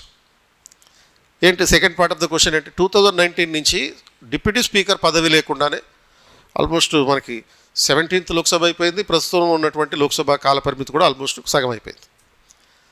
Deputy speaker లేరు, only speaker మాత్రమే ఉన్నాడు లోక్సభలో. మరి డిప్యూటీ స్పీకర్ లేకుండా లోక్సభ నడిపించాం. అలాగే వైస్ ప్రెసిడెంట్ అవసరం కూడా లేదు. ఎందుకని లేదు, ప్రిలిమ్స్లో నేర్చుకున్న ఇన్ఫర్మేషన్ ఇక్కడ ఉపయోగించు. ప్రిలిమ్స్లో నేర్చుకున్న ఇన్ఫర్మేషన్ ఏంటి, that the vice president as the vice president has no role to play. ఉపరాష్ట్రపతిగా ఎలాంటి బాధ్యతలు లేవు, కానీ పోస్ట్ కాబట్టి అవసరం లేదు పోస్టు అని చెప్పి అక్కడ డిస్క్రిప్షన్ రాయొచ్చు. You have to describe that perspective.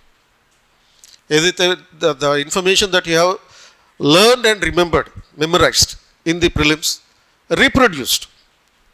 Reproduce చేయాలి. గుర్తుపెట్టుకున్న సమాచారాన్ని ఇక్కడ రీప్రొడ్యూస్ చేసి రాయాలి. అవసరం లేదు ఉపరాష్ట్రపతి పదవి అవసరం లేదు. అందుకనే ఏం చెప్పారు, ఈ పదవికి వెంటనే 6 నెలల్లోగా అర్జెంటుగా ఎలక్షన్ కండక్ట్ చేయక్కర్లేదు, సాధ్యమైనంత వరకు తొందరగా కండక్ట్ చేయండి. కండక్ట్ చేయకపోయినా పర్లేదని అర్థం దాని మీనింగ్. ఎలా అయితే డిప్యూటీ స్పీకర్ పోస్ట్కి వేస్ట్, ఎందుకు వేస్ట్, స్పీకర్ చాలు. మరి స్పీకర్ లేనప్పుడు ఏం చేయాలి, ప్యానల్ స్పీకర్స్ అని 10 మంది ఉంటారు. Panel speakers, ఒక 10 members of the Lok Sabha will be elected as the panel speakers. So one of those available senior most panel speaker will be acting as a speaker in absence of the speaker. Similarly, there is no need for the vice president for the sake of being a chairperson of the Rajya Sabha. Deputy chairperson of the Rajya Sabha can act as a chairperson. And అలాగే లోక్సభలో ఎలా అయితే 10 మంది panel speakers ఉన్నారో, అదేవిధంగా రాజ్యసభలో కూడా 7 panel deputy chairpersons ఉంటారు. వాళ్ళతో నడిపించవచ్చు పని. దీనివల్ల గవర్నమెంట్కి ఫైనాన్షియల్గా బర్డెన్ తగ్గుతుంది. కాబట్టి ఈ రకంగా క్వశ్చన్ ఈ మెయిన్స్లో అడిగితే అవకాశం ఉంది. అండ్ ఇవన్నీ నేర్చుకుంటున్నాం, ఇన్ఫర్మేషన్ అంతా నేర్చుకుంటున్నాం. స్టాటిస్టికల్ ఇన్ఫర్మేషన్, ఫ్యాక్చువల్ ఇన్ఫర్మేషన్ ఇవంతా నేర్చుకుంటున్నాం. మరి జనరల్ ఎస్సే రాయడానికి ఈ సబ్జెక్టులన్నిటిపైన అవగాహన కావాలి. బట్ ఏ సబ్జెక్టు కూడా డైరెక్ట్గా నీకు ఉపయోగపడదు, అన్ని సబ్జెక్టులు ఉపయోగపడతాయి. అంటే you are not suppose to reproduce the information for general essay. So ఈ ఫిలసాఫికల్ క్వశ్చన్స్ ఇటువంటి రాయడానికి అనమాట.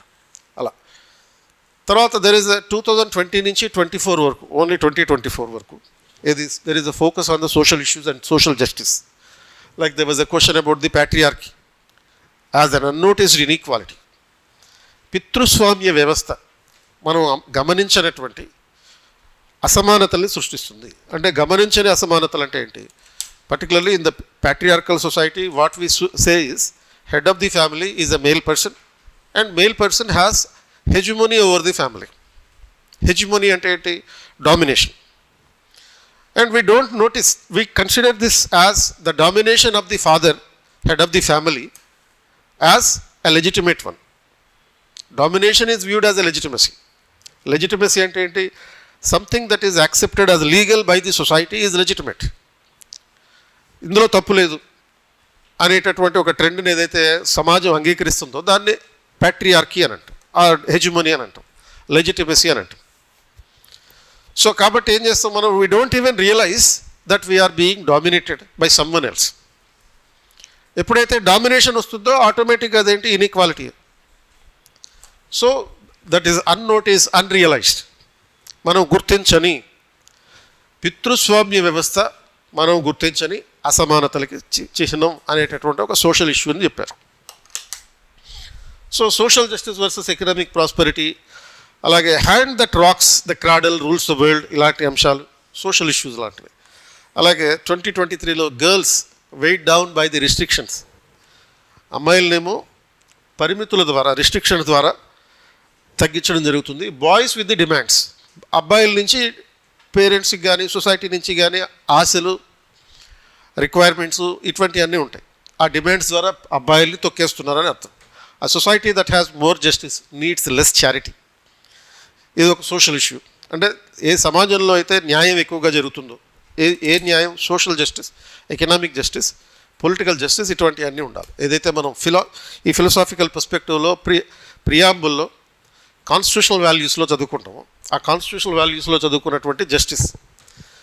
సో ఏ సమాజంలో అయితే న్యాయం జరుగుతుందో ఆ సమాజంలో చారిటీ అక్కర్లేదు. అంటే ఈ దయ, దాక్షిణ్యాలు, దానాలు ఇటువంటివి చేయక్కర్లేదు. అంటే దీనికి ఎగ్జాంపుల్ ఏంటి, ఇప్పుడు సపోజ్ సీనియర్ సిటిజన్స్ హోమ్స్ ఉంటాయి, లేకపోతే ఆర్ఫన్ హోమ్స్ ఉంటాయి. ఈ old age homes, orphan homes పెట్టాల్సిన అవసరం లేదు సమాజంలో. ఇప్పుడు మనకి ఏన్షియంట్ పీరియడ్లో కానీ, మెడివల్లో కానీ, మోడర్న్లో కానీ ఈ ఆర్ఫన్ హోమ్స్ లేవు, లేకపోతే ఈ సీనియర్ సిటిజన్ హోమ్స్ లేవు, ఓల్డ్ ఏజ్ హోమ్స్ లేవు. ఎందుకు లేవు? అప్పుడు సోషల్ జస్టిస్ ఉంది. సోషల్ జస్టిస్ ఉన్నటువంటి నేపథ్యంలో, ఎకనామిక్ జస్టిస్ ఉన్నటువంటి నేపథ్యంలో వీటన్నిటి అవసరం రాలేదు. ఇప్పుడు ఎందుకు వస్తుందంటే సోషల్ ఎకనామిక్ జస్టిస్ అనేది తగ్గుతుంది. సోషల్ సెక్యూరిటీ లేదు కాబట్టి ఈ సోషల్ సెక్యూరిటీ కల్పించేటటువంటి ఉద్దేశంతో ఆల్టర్నేటివ్ ఇన్స్టిట్యూషన్స్ అరైజ్ అవుతున్నాయి. కుటుంబమే చూసుకునేది ఒకప్పుడు, ఇవన్నీ సీనియర్ సిటిజన్స్ని కుటుంబమే చూసుకునేది. చిన్నపిల్లలు ఇంట్లో నుంచి తప్పిపోవడం, ఇంట్లో నుంచి పారిపోవడం అనేటటువంటి పరిస్థితి ఉండేది కాదు. కాబట్టి ఏమైంది, అక్కడ అనాథలు లేరు. సో నువ్వు ఇల్లు వదిలి కొంచెం దూరం వెళ్ళంగానే ఎవడో ఒకటి పట్టుకుని నేను తీసుకొస్తాడు, మీ అబ్బాయి ఎక్కడికో వెళ్ళిపోతున్నాడు, బస్సు ఎక్కేస్తున్నాడని చెప్పి. అటువంటి ట్రెండ్ ఉండేది. కానీ ఇప్పుడు అటువంటి పరిస్థితులు లేవు కాబట్టి ఏమవుతుంది, ఇప్పుడు ఆర్ఫన్ హోమ్స్ ఏర్పాటు చేయాల్సినటువంటి పరిస్థితి ఏర్పడుతుంది. అంటే సామాజిక న్యాయం ఎప్పుడైతే కుటుంబం ఆ బాధ్యతను నెరవేర్చిందో, ఈ ప్రత్యేకంగా చారిటీలు చేయాల్సినటువంటి అవసరం లేదు. ఇందాక చెప్పినటువంటి ఈ ధర్మాశ్రమాలు చెప్పాం కదా, 4 రకాల ధర్మాశ్రమాలు. ప్రతి దశలోనూ ప్రతి ఒక్కడు ప్రతి బాధ్యత నిర్వహించాలి. When you are performing the rituals, you are distributing your property, you are distributing to the society, sharing your property with the society. ఒక రిచువల్ చేసేవంటే నీకు ఉన్నటువంటి ఆస్తిని సమాజంతో పంచుకుంటున్నాం. కాబట్టి ప్రత్యేకంగా ఎవడో వచ్చి దానాలు చేయాలి, చారిటీలు చేయాలి, ఈ ఆర్ఫన్ హోమ్స్ పెట్టాలి, ఎన్జిఓలు రావాలి, ఈ అవసరాలు ఏమీ ఉండవు. సో అటువంటి పర్స్పెక్టివ్ని తీసుకొచ్చారు. అలాగే 2024లో సోషల్ మీడియా మీద ఫోమో అని చెప్పాను చూడు, ఫియర్ ఆఫ్ మిస్సింగ్ అవుట్ అనేది ఈ మధ్యకాలంలో యువతకి పెరిగిపోతున్నటువంటి ఒక భయం, ఒక సైకలాజికల్ ఫియర్. ఇది ఏంటి ఫోమో అంటే, ఫియర్ ఆఫ్ మిస్సింగ్ అవుట్ అనే అంశం మీద క్వశ్చన్ ఇచ్చారు జనరల్ ఎస్సేలో. అంటే ఎవరినో చూసి మనం ఆరాటపడతాం చూడు. ఇప్పుడు మన పక్కింట్లో వాళ్ళ పిల్లలు ఉంటారు, వాళ్ళ పిల్లలేమో ఐఐటి చదువుకుంటారు. ఇమీడియట్గా భయం వేసేది ఎవరికి? మనకన్నా ఎక్కువగా మన పేరెంట్స్కి భయం వేసేస్తుంది. అమ్మ ఆ పిల్లోడు ఐఐటి చదువుకుని తర్వాత మద్రాస్ ఐఐటీలోనో ఇంజనీరింగ్ కంప్లీట్ చేసి తర్వాత అమెరికా వెళ్ళిపోయి వాళ్ళకేమో డాలర్లు తీసుకొచ్చేస్తాడు. ఇవన్నీ ఊహించేసుకుంటారు. ఇవన్నీ చేసి మొత్తం చేసేస్తారు. కానీ వాడు అల్టిమేట్గా ఏం చేస్తాడు, ఎవరైతే ఈ పేరెంట్స్ ఉన్నారో ఆ పేరెంట్స్ని వదిలేస్తాడు, పట్టించుకోడు. ఆ పేరెంట్స్ని చూసుకోవడానికి ఎవరో ఒకరిని పెడతాడు, ఒక వర్కర్ని ఒకటి పెడతాడు, ఒక నర్సుని పెడతారు. ఆ నర్సు ఏం చేస్తుంది, ఏదో ఒక ఫైన్ డే చూసుకుని పేరెంట్స్లో ఒకళ్ళ మెడ కోసేస్తుంది, ఇంట్లో ఉన్న ఆస్తులన్నీ తీసుకుపోతుంది. ఏదైతే నువ్వు సంపాదించావో, కష్టపడి సంపాదించి మీ పేరెంట్స్ కోసం పంపించావో ఆ పేరెంట్స్ నీకు లేరు ఇప్పుడు. ఇదంతా చూసి, అంటే ఈ పిల్లల్ని అక్కడ అమెరికా పంపించేస్తాడు, వాళ్ళు డాలర్ సంపాదించేస్తారని చెప్పి మన పేరెంట్స్ ఏం చేస్తారు, వాళ్ళు భయపడిపోతారు. కాబట్టి మన మీద ఒత్తిడి పెంచేస్తారు. సో ఇటువంటిది ఫియర్ ఆఫ్ మిస్సింగ్ అవుట్. మన ఫ్రెండ్కి ఐఏఎస్ వచ్చింది, మనకి రాలేదు, ఇది ఒక fear of missing out. Or మన ఫ్రెండ్ ఎవడో, మన ఎదురింటి ఎవడో కారు కొనుక్కున్నాడు, మనం కొనుక్కోలేకపోయాం అంటే దీన్ని ఎకనామిక్స్లో ఏమంటారంటే డెమాన్స్ట్రేషన్ ఎఫెక్ట్ అంటారు. సైకాలజీలో ఏమంటారంటే ఫోమో అంటారు అన్నమాట.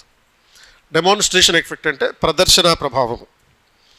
ప్రదర్శన ప్రభావం అంటే ఏంటి? ఒక వ్యక్తి అనుసరించేటటువంటి జీవన విధానాన్ని, లైఫ్ స్టైల్స్ని చూసి అది వాడు ప్రదర్శిస్తాడు, వాడికి ఉన్నదాన్ని అంతా ప్రదర్శిస్తాడు. ప్రదర్శించినప్పుడు దాన్ని చూసి మనం కంగారు పడిపోక్కర్లేదు. అలాంటి కంగారు పడేటటువంటి పరిస్థితినే ఫోమో అంటాం. సోషల్ మీడియాలో ఇది ఎక్కువ అవుతుంది. ఎందుకని? నువ్వు ఇడ్లీ తింటున్నావు, పొద్దున్నే లేచి ఇడ్లీ తింటున్నావు, దాని మీద ఫోటో తీస్తాం, ఫోటో తీసి ఏం చేస్తావు, ఇన్స్టాగ్రామ్లో పెడతాం. అది చూసినాడు లైకులు కొడతాడు ఈర్ష్యతో, మరి నాకు లేని ఇడ్లీలు తినేస్తారు, ఈ ఇడ్లీ అంత తెల్లగా ఉందో. నువ్వు ఇడ్లీ తింటే ఏంది, ఉప్మా తింటే ఏంటి, మాడిపోయిన దోశ తింటే ఏంటి, ఎవడికి కావాలి? వాడు ఎవడైతే లైకులు కొడుతున్నాడో డెఫినెట్గా వాడికి నీ మీద ఈర్ష్య ఉంది, వాడికి ఒక బాధ ఉంది. నేను తినలేని తెల్లటి ఇడ్లీని వీడు తింటున్నాడు, వీడు రిన్తో తయారు చేసాడేమో మనకు తెలియదు, కానీ ఇంత తెల్లగా ఉందని అంటే ఇలాంటి పర్స్పెక్టివ్. ఎప్పుడైతే నువ్వు ఒక ప్రదర్శన చేస్తున్నావు, సోషల్ మీడియా ద్వారా చేస్తున్నావు. ఇంతకుముందు మన ప్రదర్శనలన్నీ ఓన్లీ మన వీధికే లేకపోతే మన చుట్టాలకు మాత్రమే పరిమితం. నీకున్నది 10 మందికి చూపించుకోవాలనేటటువంటి ఒక ప్రదర్శన ప్రభావం.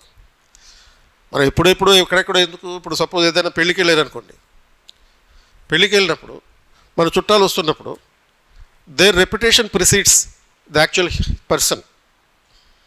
అంటే యాక్చువల్ పర్సన్ అంటే ఆ మనిషి వచ్చేదానికన్నా ముందు 7 వారాల నగలు ఇట్లా ముందు వస్తుంటాయి, అది తలతల మెరుస్తుంది, ఇటు మొహం కనపడుతుంది, ఇక్కడ ఆ నగలే కనపడతాయి. మనిషిని చూస్తున్నావా, నగలు చూస్తున్నావా? ఫస్ట్ మన దృష్టి అంతా డెఫినెట్గా మనం ఏ రేంజ్ అయినా సరే, రేంజ్ రోవర్ అయినా సరే, ఫస్ట్ కనపడేది ఆవిడ వేసుకున్నటువంటి ఈ స్థాయిలో ఉన్నటువంటి ఆ నెక్లెస్ కనపడుతుంది, కానీ మనిషి కనపడదు. పిన్నిని చూస్తాం, పిన్ను వేసుకుని వస్తుంది, పిన్ని అనాలనిపిస్తుంది, కానీ ఈ లోపల అది లాగేస్తుంది, ఇది ఆ మ్యాగ్నెట్ లాగేస్తుంది. సో ఇటువంటివే ఏంటి అంటే ప్రదర్శన ప్రభావాలు. మనకు ఉన్నది 10 మందికి చూపించేసుకోవాలి, అవతలోడు చూసేసి నా మీద ఈర్ష్యపడిపోవాలి, అబ్బా మీకు ఇంత ఉందా అని చెప్పి. దీని నుంచి వచ్చేదే FOMO, fear of missing out. మరి నాకేది ఆ నెక్లెస్, నాకు లేదే అని చెప్పి నెక్స్ట్ మ్యారేజ్ కల్లా ఇంకొకరు పిలిచే లోపల దానికన్నా 2 తులాలు ఎక్కువ నెక్లెస్ కొనుక్కోవాలి. ఇది ఈ రకమైనటువంటి టెండెన్సీ, సొసైటీలో పెరుగుతున్నటువంటి ఈ రకమైన టెండెన్సీ, ఒక social issue having a philosophical dimension. మళ్ళీ దీంట్లో కూడా ఒక తాత్వికమైనటువంటి నేపథ్యం కలిగినటువంటిది. అండ్ తర్వాత the character of an individual is tested by the power. ఇటువంటి ఆస్పెక్ట్స్ అంటే ఓవరాల్గా ఈ అబ్జర్వేషన్ ఏంటంటే social issues resurface cyclically with contemporary touches like social media and youth, gender justice and inequality remain recurring motives. తర్వాత కొంతవరకు కొన్ని సందర్భాల్లో 2025లో లేదు, కానీ ఎందుకంటే 25లో మొత్తం అన్నీ కూడా ఇది ఫిలసాఫికల్ ఆస్పెక్ట్స్. 2024 వరకు సైన్స్ అండ్ టెక్నాలజీ అండ్ నాలెడ్జ్కి సంబంధించినటువంటి అంశాలు క్వశ్చన్ అడిగారు. లైక్ 2020లో technology as a silent factor in international relations. International రిలేషన్స్లో టెక్నాలజీని ఏ విధంగా ఉపయోగించడం జరుగుతుంది, విచ్ ఇస్ తర్వాత 2021లో research as a blind date with knowledge. 2020లో forests as a case study for economic excellence. Like 2023లో mathematics is the music of reasons ఉంది. తర్వాత education beyond the school learning. 2024లో science and doubt as true inquiry. So ఇందులో మీకు general studies paper 1లో ఒక question ఇచ్చారు, technology base చేసుకుని. మామూలుగా సైన్స్ అండ్ టెక్నాలజీని మనం పేపర్ 3లో చదువుతాం, కానీ పేపర్ 1లో టెక్నాలజీ లింక్ పెట్టారు. ఏది జాగ్రఫీలో టెక్నాలజీ లింక్ పెట్టారు. How the artificial intelligence and robotics can be used in the spatial planning అని చెప్పి నిన్న జరిగిన క్వశ్చన్ పేపర్లో అడగడం జరిగింది. స్పేషియల్ ప్లానింగ్, ఆర్టిఫిషియల్ ఇంటెలిజెన్స్ని తర్వాత రోబోటిక్స్ని స్పేషియల్ ప్లానింగ్లో ఏ విధంగా ఉపయోగిస్తాం. సో జాగ్రఫీలో మనం ప్రధానంగా టెక్నాలజీ ఓరియంటేషన్ అనేటటువంటి అంశాన్ని యూజువల్లీ మిస్ అవుతూ ఉంటాం. మనం చదువుతాం కానీ మిస్ అవుతూ ఉంటాం. రిమోట్ సెన్సింగ్ ఉందనుకో, రిమోట్ సెన్సింగ్ అనేది శాటిలైట్స్ ద్వారా చేస్తారు, జాగ్రఫీ రిలేటెడ్గా ఉండేటటువంటి అంశం. సో ఏదైతే మనం రిమోట్ సెన్సింగ్ లాంటి కాన్సెప్ట్ని సైన్స్ అండ్ టెక్నాలజీలో పేపర్ 3లో చదువుతాం, ఇక్కడ తీసుకొచ్చి అప్లై చేయాలి. అప్లికేషన్ ఆఫ్ ది నాలెడ్జ్ అంటే ఇది. So interdisciplinary knowledge you are suppose to develop in this dimension. So అట్లానే దీని నుంచి చేసేటటువంటి అబ్జర్వేషన్ అంటే UPSC integrates STEM perspective but framed in philosophical tone. This is the ultimate observation that can be made. STEM అంటే science, technology, engineering and medicine knowledge. But అది as it ఈస్గా technical పర్స్పెక్టివ్లో, technical డైమెన్షన్లో కాకుండా ఒక philosophical పర్స్పెక్టివ్లో అర్థం చేసుకోవాల్సినటువంటి అవసరం ఉంటుంది. And it will require a multi disciplinary knowledge and application. తర్వాత 4వ అబ్జర్వేషన్ ఏంటి అంటే ఈ 5 yearsలో international relations and political themes కూడా అడిగే అవకాశం ఉంది. లైక్ 2020-2025లో అడిగినటువంటి ఫిలసాఫికల్ టచ్ తోటి ఈ ఇంటర్నేషనల్ రిలేషన్స్, 2020లో technology in the international relations ఇది. అలాగే 2025లో supreme art of war is to subdue the enemy without fighting. So ఎలా అయితే ఈ యుద్ధం చేయాల్సిన అవసరం లేకుండా ఇప్పుడు ఎకనామిక్ టెర్రరిజం అని అంటాం, అలాంటి వాటిని టెర్రరిస్టులు ఉపయోగిస్తున్నప్పుడు గవర్నమెంట్లు కూడా ఉపయోగిస్తాయి. ఇప్పుడు చైనా ఏం చేస్తుంది, చైనీస్ గవర్నమెంట్ ఒకనొక సందర్భంలో ఏం చేశారు, చైనీస్ గవర్నమెంట్ ఏం చేశారంటే ఇండియాలో ఉన్న మన ఈ న్యూక్లియర్ సైట్స్ ఏవైతే ఉంటాయో ఆ న్యూక్లియర్ సైట్స్ సంబంధించినటువంటి సాఫ్ట్వేర్ని హ్యాక్ చేసే ప్రయత్నం చేసింది. ఇది కనుక హ్యాక్ చేయడం జరిగింది అని అంటే టోటల్గా ఇండియాలో ఒక న్యూక్లియర్ హోలోకాస్ట్ జరిగే అవకాశం. ఒకవేళ చైనీస్ సైంటిస్టులు కనుక దీన్ని హ్యాకింగ్ చేయడం జరిగితే అప్పుడు ఏమయ్యేది, you don't have to fight a battle on the battle field, you don't have to have boots on the ground. Boots on the ground అంటే డైరెక్ట్గా గ్రౌండ్లోకి దిగి గన్ను పట్టుకుని లేకపోతే బాంబులు పెట్టి యుద్ధం చేయాల్సిన అవసరం లేదు. హ్యాకింగ్ చేసి ఒక దేశాన్ని నాశనం చేయొచ్చు. హ్యాకింగ్ చేసి ఒక సపోజ్ ఇండియాలో ఉన్నటువంటి మొత్తం బ్యాంకింగ్ సిస్టమ్ అంతటిని కంట్రోల్లోకి తెచ్చుకున్నాం అనుకో, టోటల్గా 1 dayలో కొలాప్స్, ఎక్కువ కూడా ఏం చేయక్కర్ల. అండ్ అలాగే 2020లో గాల్వాన్ వ్యాలీలో యుద్ధం జరిగినప్పుడు చైనాతోటి ఫేస్ ఆఫ్ జరిగినప్పుడు భారత ప్రభుత్వం ఏం చేసింది, 60 చైనీస్ అప్లికేషన్ మొబైల్ యాప్స్ని నిషేధం చేసింది. వెంటనే వాళ్ళు ఆగిపోయారు, లేకపోతే ఇంకేం చేస్తారని చెప్పి. ఎప్పుడైతే ఈ 60 చైనీస్ యాప్ని నిషేధం చేయడం జరిగిందో అప్పుడు ఆ యుద్ధాన్ని గెలవడం జరిగింది. సో అట్లా యుద్ధాన్ని గెలవాలి అంటే కేవలం నువ్వు యుద్ధమే చేయక్కర్లేదు, శత్రువుని గెలవాలంటే ఇంకా ఎన్నో చేయొచ్చు. ఆ బ్యాక్గ్రౌండ్లో ఏం చేయొచ్చు తర్వాత చెప్తాం. అండ్ సున్జు అనే అయిన చైనీస్ స్కాలర్ జియో పాలిటిక్స్లో డిప్లొమసీ కాన్సెప్ట్, అలాగే కౌటిల్యుడు తన అర్థశాస్త్రంలో చెప్పినటువంటి గ్రంథంలో చెప్పినటువంటి కాన్సెప్ట్స్ని ఇక్కడ ఉపయోగించుకోవచ్చు. అంటే దీని నుంచి మనం అబ్జర్వ్ చేసేది ఏంటంటే ఈ international relations and politics in the essay are very rare but strategically placed to test a candidate's ability to link global affairs with the abstract wisdom. తర్వాత ఈ నేచర్ అండ్ ఎన్వైరన్మెంట్కి సంబంధించిన లైఫ్ లెసన్స్ దీని మీద కూడా focus చేస్తున్నారు. So ఈ nature and environment రిలేటెడ్గా ఉండేటటువంటి అంశాలు ఏంటి, లైక్ 2020లో ships sink because water gets in to them. ఏంటి దీంట్లో ఉన్నటువంటి కీలకమైనటువంటి ఆస్పెక్ట్ అంటే ఒక ఓడ మునిగింది అంటే దానికి కారణం ఏంటంటే బయట ఉన్న నీరు లోపలికి చేరిందని అర్థం. ఒక కుటుంబం కూలిపోయిందంటే థర్డ్ పార్టీ ఎవడో వాళ్ళ జీవితంలో ఇంటర్ఫీర్ అయినట్టు. థర్డ్ పార్టీ ఎవడో మన జీవితంలో ఇంటర్ఫీర్ కాకపోతే, బయట ఉన్నాడు ఎవడో మన జీవితంలో మన పర్సనల్ లైఫ్లోకి ఇంటర్ఫీర్ కాకపోతే మనం హ్యాపీగా ఉంటాం. A family will be happy unless there is intervention from the third party, third person. అంటే ఇప్పుడు సపోజ్ ఒక అబ్బాయిని ప్రేమిస్తుంది, అందులో తప్పే ఉంది, అది ఆర్ట్ అని అంటాం.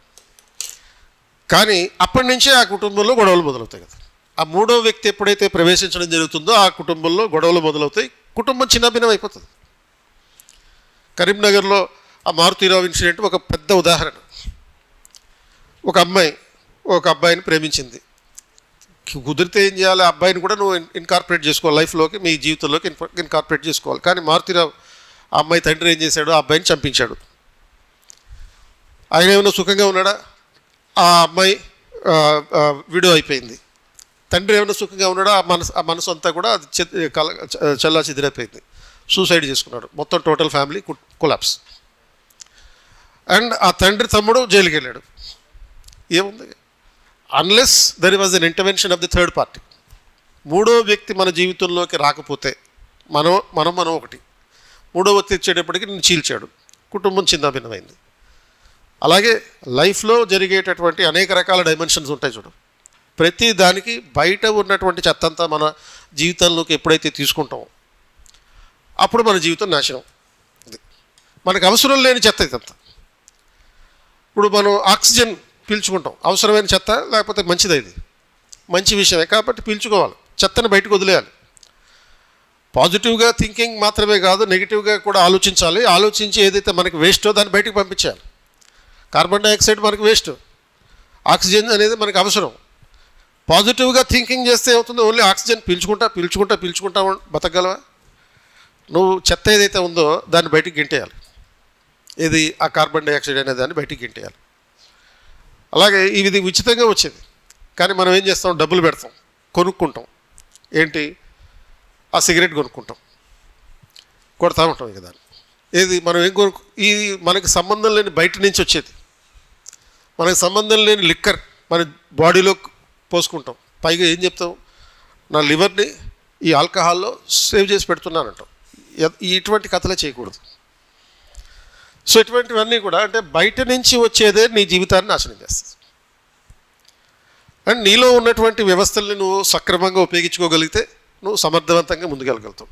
అంటే ఈ ఎస్సేని అనేక రకాల కోణాల్లో రాయాలి. పొలిటికల్గా, ఒక ఎకనామిక్ పర్స్పెక్టివ్లో, సోషల్ డైమెన్షన్లో ఇట్లా రాయాల్సి ఉంటుంది.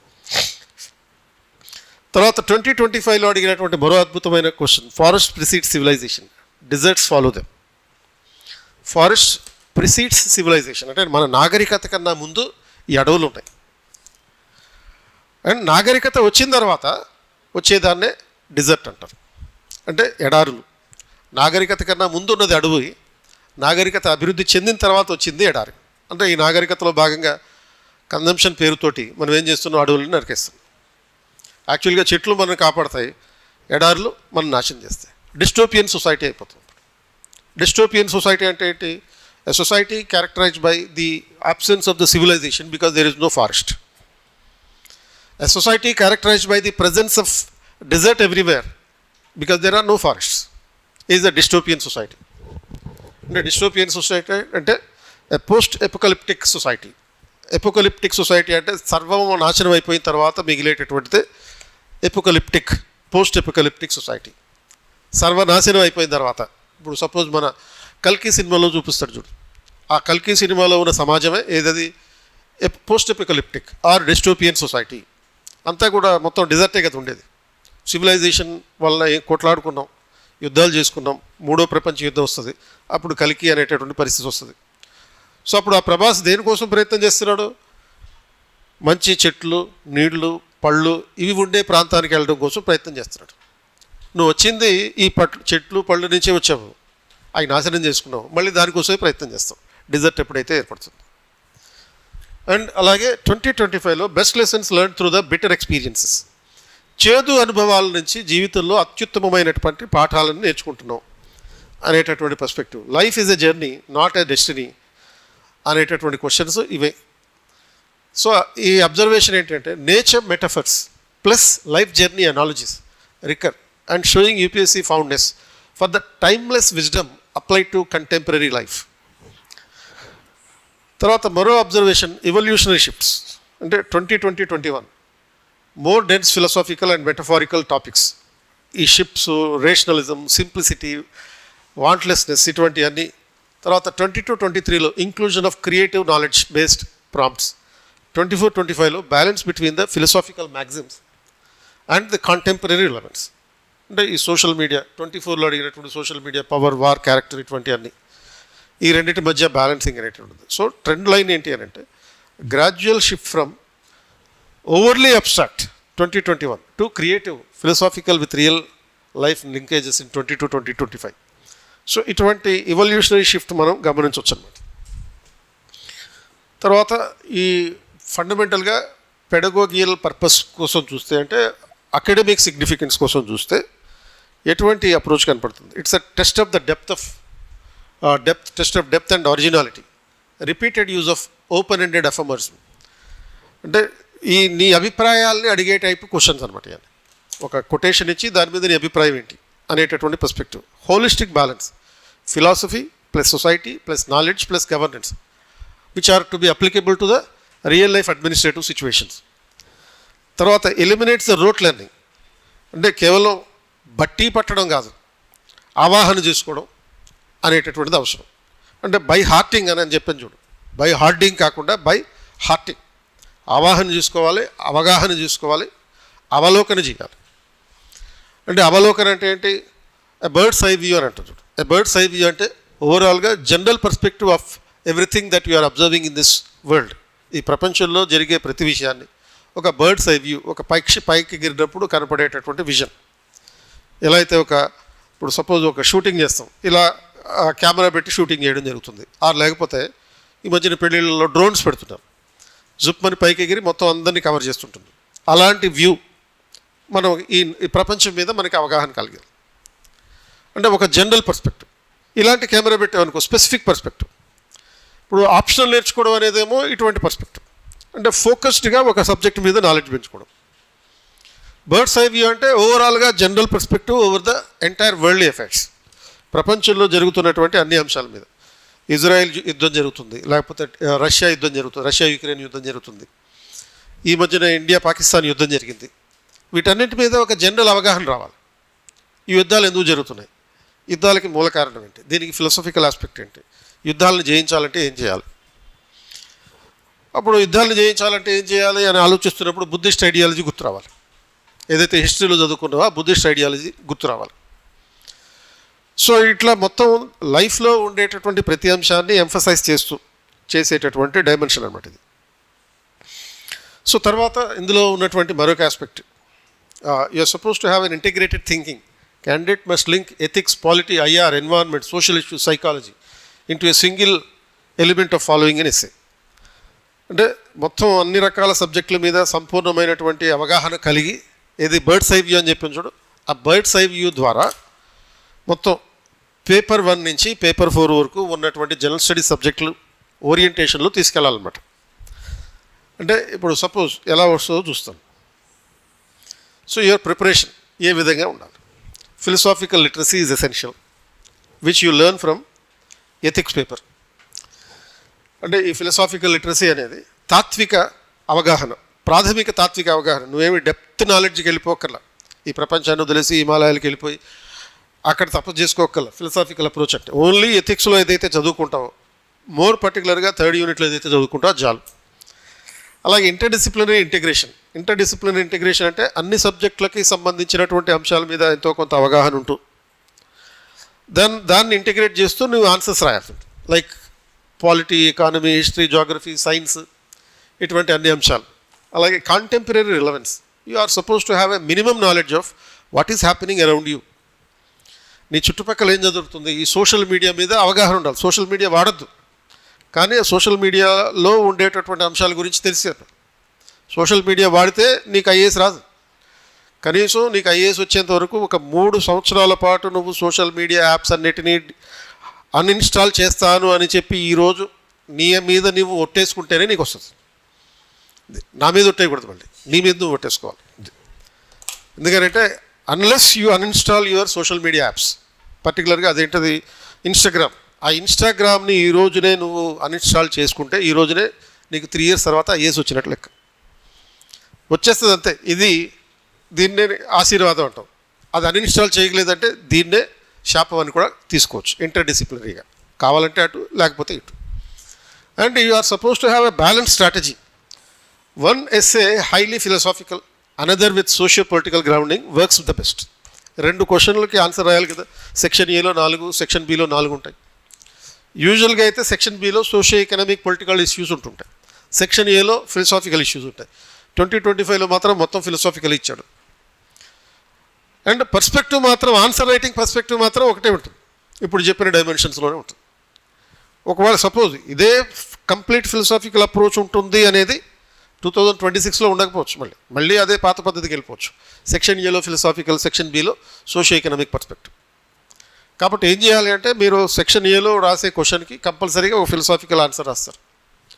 అండ్ తర్వాత సెక్షన్ బికి వచ్చేటప్పటికి కొంచెం సోషియో ఎకనామిక్ టచ్ ఉన్నటువంటి ఆన్సర్ రాస్తాం better. So from 2020-25 UPSC essay paper shows consistency in philosophy plus variety in application. The commission has moved from dense abstraction to practical creativity with contemporary anchoring. So future trend likely will be a blend of timeless wisdom అంటే ఈ philosophical aspects ఏవైతే ఉన్నాయో అవి ఖచ్చితంగా continue అవుతాయి. Contentment, truth, happiness, ఇలాంటి అంశాలు. And you are suppose to learn and understand the emerging issues like current challenges like artificial intelligence, environment, social media, IR, ఇటువంటి వాటి మీద అవగాహన ఉండాలి. సో అవి అవగాహన ఉండడం ద్వారా వాటి మీద ఆన్సర్స్ రాయడానికి అవకాశం ఉంటుంది. And before closing out just ఒక క్వశ్చన్ తీసుకుని ఏ విధంగా ఉండాలో చూద్దాం. So the first question in the essay paper 2025 essay paper is truth knows no colour. సత్యానికి వర్ణం లేదు. అంటే సత్యానికి వర్ణం లేకపోవడం అంటే ఏంటి? అంటే ఇటువంటి క్వశ్చన్ ఇచ్చినప్పుడు ఇటువంటి క్వశ్చన్కి ఆన్సర్ రాయాలంటే ఎట్లా రాయాలి అంటే first you have to follow step by step approach to answer this essay. మొత్తం 5 స్టెప్స్ ఇక్కడ నేను చెప్పడం జరిగింది. దీంట్లో step 1, understand the meaning of the keywords in the question. So ఇందులో ఉన్నటువంటి కీవర్డ్స్ ఏంటి? ట్రూత్ ఒకటి, కలర్ ఒకటి, నో కలర్ ఒకటి. అంటే ముందు దేనికదే ప్రతి పదాన్ని అర్థం చేసుకోవాలి. ప్రతి పదాన్ని వేరువేరుగా అర్థం చేసుకుని కలర్ అంటే ఏంటి, ఈ మెటాఫర్, ఇక్కడ కలర్ అనేది జస్ట్ యాజ్ ఇట్ ఈస్గా లిటరల్ మీనింగ్ కాదు, మెటాఫర్ అంటే ఒక కంపారిటివ్ ఆస్పెక్ట్. కలర్ అంటే ఏంటి, నో కలర్ అంటే ఏంటి, ఆ రకంగా ఫస్ట్ దాన్ని ఆ పదాలన్నింటినీ అర్థం చేసుకోవాలి. తర్వాత step 2, interpret the sentence as a whole. ఇండివిజువల్గా ప్రతి వర్డ్ని అర్థం చేసుకున్న తర్వాత, దాని మీనింగ్స్ తెలుసుకున్న తర్వాత, దాన్ని మొత్తం సెంటెన్స్ని ఇంటిగ్రేట్ చేస్తే వచ్చే మీనింగ్ ఏంటి. సో ట్రూత్ అంటే ఒక ఫ్యాక్ట్, నోస్ అంటే తెలియడం, నో కలర్ అంటే ఒక వర్ణము, తర్వాత నో కలర్ అంటే దానికి తెలియదు అనేటటువంటి పర్స్పెక్టివ్. వీటన్నిటిని ఇంటిగ్రేట్ చేస్తే వచ్చేటటువంటి దాని ఇంటర్ప్రిటేషన్ అంటే సెంటెన్స్ యాజ్ అ హోల్. తర్వాత స్టెప్ 3లో ఏం చేయాలి, structure the answer in an IBC model. IBC model అంటే ఇంట్రడక్షను, తర్వాత బాడీ అండ్ కంక్లూజన్, ఈ 3 ఉండేటట్టుగా స్ట్రక్చర్ చేసుకోవాలి. తర్వాత step 4, create a rough draft of the answer before you actually start writing the answer. First చేయాల్సింది ఏంటంటే ముందు ఒక రఫ్ డ్రాఫ్ట్ తయారు చేసుకోవాలి. అంటే రాయబోయే ఎస్సేలో ఏ అంశాలు ఇన్కార్పొరేట్ చేసుకోవాలి.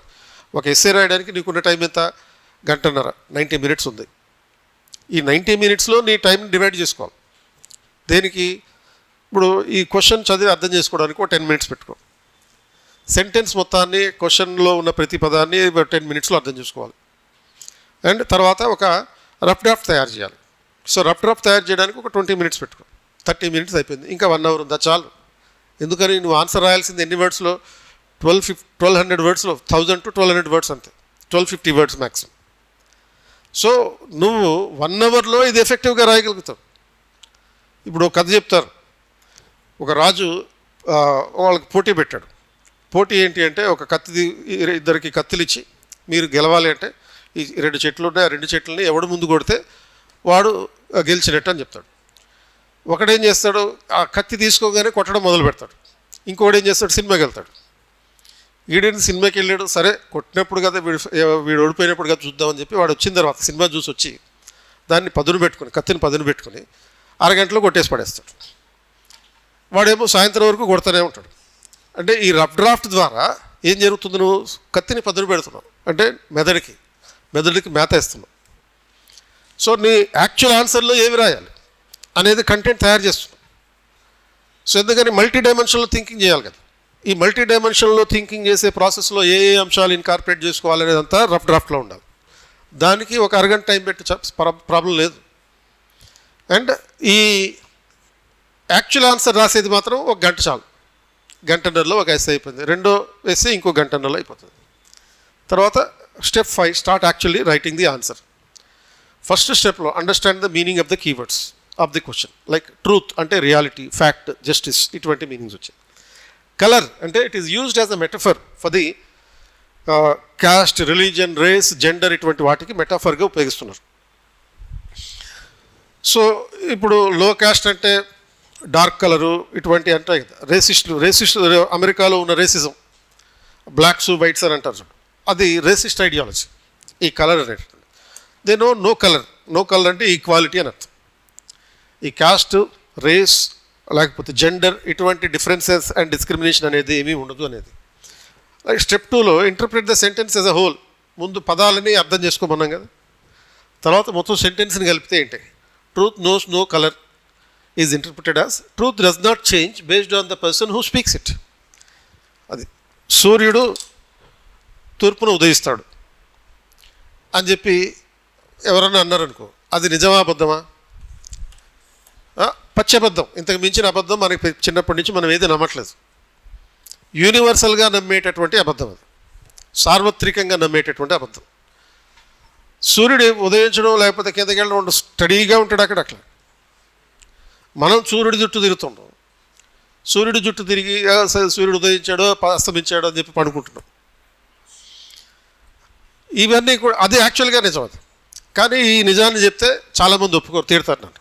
అంతే, నీకు బుద్ధి ఉందా పిల్లలకి ఇటువంటి నేర్పిస్తావు అంటారు. కానీ రియాలిటీ అదే కదా. అది సో అల్టిమేట్గా నిలబడేటటువంటి నిజం ఏంటి అంటే సూర్యుడు స్థిరంగా ఉంటాడు, ఉదయించడం లేకపోతే అస్తమించడం ఉండదు. మనం ఉదయిస్తాం, మనం అస్తమిస్తాం. Truth remains the truth irrespective of the person who speaks it. అది అంటే అది ప్రధానమంత్రి చెప్పినా లేకపోతే ఒక ఆర్డినరీ ప్రధానమంత్రి దగ్గర పనిచేసేట ఒక అటెండర్ చెప్పినా ఒక నిజం అనేది నిజంగానే మిగిలిపోతుంది అనేది దీంట్లో ఉన్నటువంటి ఇంటర్ప్రిటేషన్. అండ్ అలాగే truth is beyond the caste, religion, sex, race, language or religion, rich or poor. ఇప్పుడు ఆరియన్స్, నాన్ ఆరియన్స్ అనే ఒక డిస్క్రిమినేషన్ని ఎవరో హిట్లర్ తీసుకొస్తాడు. బ్లూ బ్లడ్, రెడ్ బ్లడ్ అని ఉంటాయా మనుషులకి? కానీ వాడి నమ్మకం అది. ఆరియన్స్ blue blood, non ఆరియన్స్ red blood ఇటువంటివి చెప్తాడు. అవి చెప్పి పబ్లిక్ని నమ్మిస్తాడు. కానీ అది నిజం అవుతుందా? కాదు, నిజం కాదు అది. కాబట్టి ఏంటంటే truth is beyond the caste. If you feel superior, just because you are superior, if you say something that may not be the truth. నువ్వు సుపీరియర్ అని అండ్ నువ్వు చెప్పింది ఒక సిద్ధాంతం చెప్పావని చెప్పి నువ్వు సిద్ధాంతివి కాదు, ఆరు వేదాంతివి కాదు. వాస్తవం, సత్యం మాత్రమే అంతిమం. And so the emphasis is on equality and fairness. ఈ క్వశ్చన్లో ఎంఫసైజ్ చేసింది ఏంటి అంటే సమానత్వం గురించి. అండ్ స్టెప్ 3లో ఏంటి? Structure the IBC model. Introduction ఏంటి? Start the essay with a quotation or recent incident or a story. ఒక స్టోరీ కూడా రాయొచ్చు, చిన్న చిన్న కథలు రాయొచ్చు.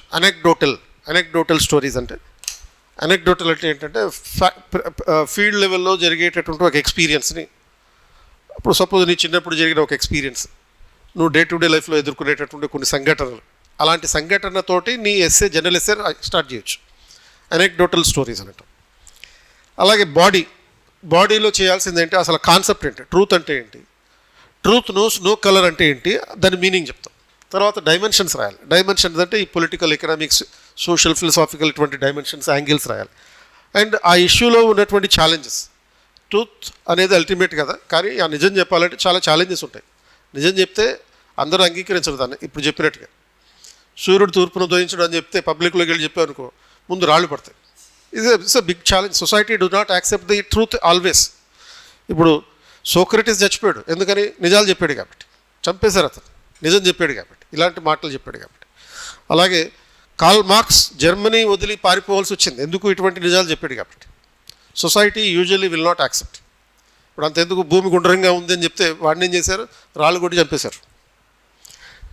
సో ఇటువంటి ఛాలెంజెస్ ఉంటాయి. And you have to suggest this way forward to the challenges. ఫైనల్గా కంక్లూజన్ ఇవ్వడం. ఈ కంక్లూజన్ అనేది ఒక హోప్ఫుల్గా, ఫ్యూచరిస్టిక్గా ఉండాలి.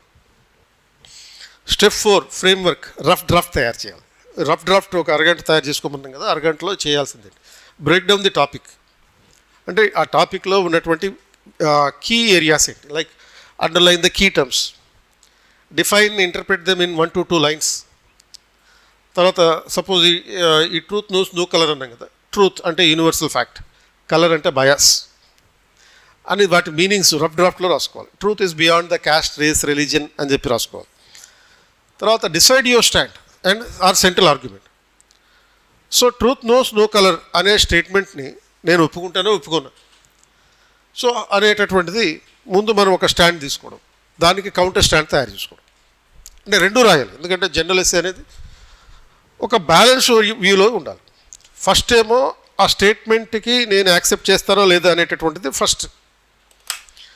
సపోజ్ యాక్సెప్ట్ చేస్తాను, యాక్సెప్ట్ చేయకపోతే నా ఆర్గ్యుమెంట్ ఏంటి, చేస్తే నా ఆర్గ్యుమెంట్ ఏంటి, చేయకపోతే నా ఆర్గ్యుమెంట్ ఏంటి, ఈ రెండింటికి మధ్య ఒక balancing. Write your thesis statement in one line in the rough work. తర్వాత ఎగ్జాంపుల్ ఏంటంటే truth is universal and impartial, transcending the race, religion and ideologies, but its acceptance varies with context. పరిస్థితులను బట్టి దీన్ని అంగీకరించడం, సమాజం అంగీకరించడం అనేది మారుతూ ఉంటుంది. గెలీలియో చెప్పింది సమాజం అంగీకరించలేదు ఆ రోజుల్లో, కానీ ఈరోజు అంగీకరిస్తున్నాం కదా దాన్ని. అల్టిమేట్గా ఎందుకంటే ట్రూత్ అనేది ట్రూత్గానే నిలబడుతుంది. Truth is universal, truth is sun, truth is fire. తెలుగులో అంటాం కదా, నిప్పు డాష్ లాంటిది. ఏది నిప్పు డాష్ లాంటిదా, నిజం డాష్ లాంటిదా? నిజం నిప్పు లాంటిది. అది ఎప్పటికైనా బయటపడుతుంది. నువ్వు ఆ నిజాన్ని దాచాలని చెప్పి జేబులో పెట్టుకుని తిరుగుతున్నావు అనుకో, కాలుతుంది, బయటపడుతుంది, నువ్వే బయటికి తీస్తావు ఏదో ఒక రోజున. సో సొసైటీ ఎంతో కాలం నిజాన్ని దాచి ఉంచలేదు, సమాజం ఎంతో కాలం నిజాన్ని కప్పిపెట్టి ఉంచలేదు, ఏదో రోజు అది బయటపడుతుంది. ఇప్పుడు సపోజ్ చుండూరు లాంటి ప్రాంతంలో ఎస్సీ కాలనీల మీద దాడి చేసి 30 మందిని చంపేశారు. చంపేసి వాళ్ళు మేము చేయలేదు ఈ నేరం అని చెప్పి తప్పించుకు తిరిగారు. కానీ ఎంతకాలం తప్పించుకున్నారో, 30 ఏళ్ళు తప్పించుకు తిరిగారు అంతే. 30 ఏళ్ళ తర్వాత సుప్రీంకోర్టు కేసు వెళ్ళింది, సుప్రీంకోర్టు నిజాన్ని తేల్చింది, శిక్షలు వేసింది. You cannot hide the truth for a long time. One day or the other the truth will be revealed. తర్వాత థర్డ్ ఏం చేయాలంటే brain Storm the dimensions. Dimensions అని చెప్పాం కదా, ఆ డైమెన్షన్స్ ఎలా బ్రెయిన్ స్టార్మ్ చేసుకోవాలి. మీకు GS 1, 2, 3, 4 పేపర్లు ఉన్నాయి. GS 1లో మెయిన్గా 3. ఏది హిస్టరీ రిలేటెడ్ సబ్జెక్ట్ ఉంది, తర్వాత కల్చర్ ఉంది, and society, culture and society ఉంది, అండ్ తర్వాత జాగ్రఫీ ఉంది. మొత్తం 3 రకాల సబ్జెక్టులు. పాలిటీ సెకండ్ పేపర్లో polity, governance, international relations. Third పేపర్లో economy, science and technology, environmental issues, internal security, disaster management, non core areas అయ్యి. ఫోర్త్ పేపర్లో ఎథిక్స్. ఇవి డైమెన్షన్స్ అంటే. You don't have to think about multiple dimensions in a different way. ఈ సిలబస్లో మనకి ఏదైతే main core areas ఉన్నాయో ఆ కోర్ ఏరియాస్ అన్ని ఓరియంటేషన్లో రాస్తే అదే డైమెన్షన్స్. పేపర్ 1లో చెప్పినట్టుగా start with the historical background of the issue, given issue, cultural background, తర్వాత social background, social dimension, geographical dimension, తర్వాత political dimension, then governance dimension, international perspective as relevant, తర్వాత economic dimension, technological dimension, environmental dimension, ethical dimension ఉంది. So అవే ఇక్కడే చెప్పింది. Historical, geographical, social, political, economic, scientific, technological, environmental, ethical and contemporary. Contemporary అంటే current event ఓరియంటేషన్గా. ఈ dimensions cover అయ్యే విధంగా మనం రాస్తే there is nothing that you have not touched upon. నువ్వు స్పృశించని అంశం అంటూ ఏదీ లేదు. And the examiner has to search for where to reduce the marks. ఎక్కడ మార్కులు తగ్గించాలని ఎగ్జామినర్ చూసుకోవాలి. కాబట్టి అన్నిటినీ కవర్ చేసేవి కనుక ఇవన్నీ కవర్ చేయాలంటే అప్పటికప్పుడు ఎలా థింకింగ్ చేయాలని కంగారు పడక్కర్లేదు. Rule of thumb method to write the general essay. Multiple dimensions in the general essay can be written based on what syllabus that you have in the general studies paper 1 to 4. General స్టడీస్లో paper 1లో historical background, social cultural background, then geographical dimension. Paper 2లో political, governance, international relations. Paper 3లో economy, economic dimension, technological dimension and environmental dimension. Paper 4లో ethical dimension. వీటన్నిటికీ కలిపి ప్రిలిమ్స్లో first యూనిట్లో ఉన్నటువంటి contemporary dimension అంటే కరెంట్ అఫైర్స్కి సంబంధించి. ఇంత డైమెన్షన్స్ అంటే కొత్తగా ఏం ఆలోచించక్కర్లేదు. అంటే 360 డిగ్రీల్లో ఆలోచించడం అంటే ఇది.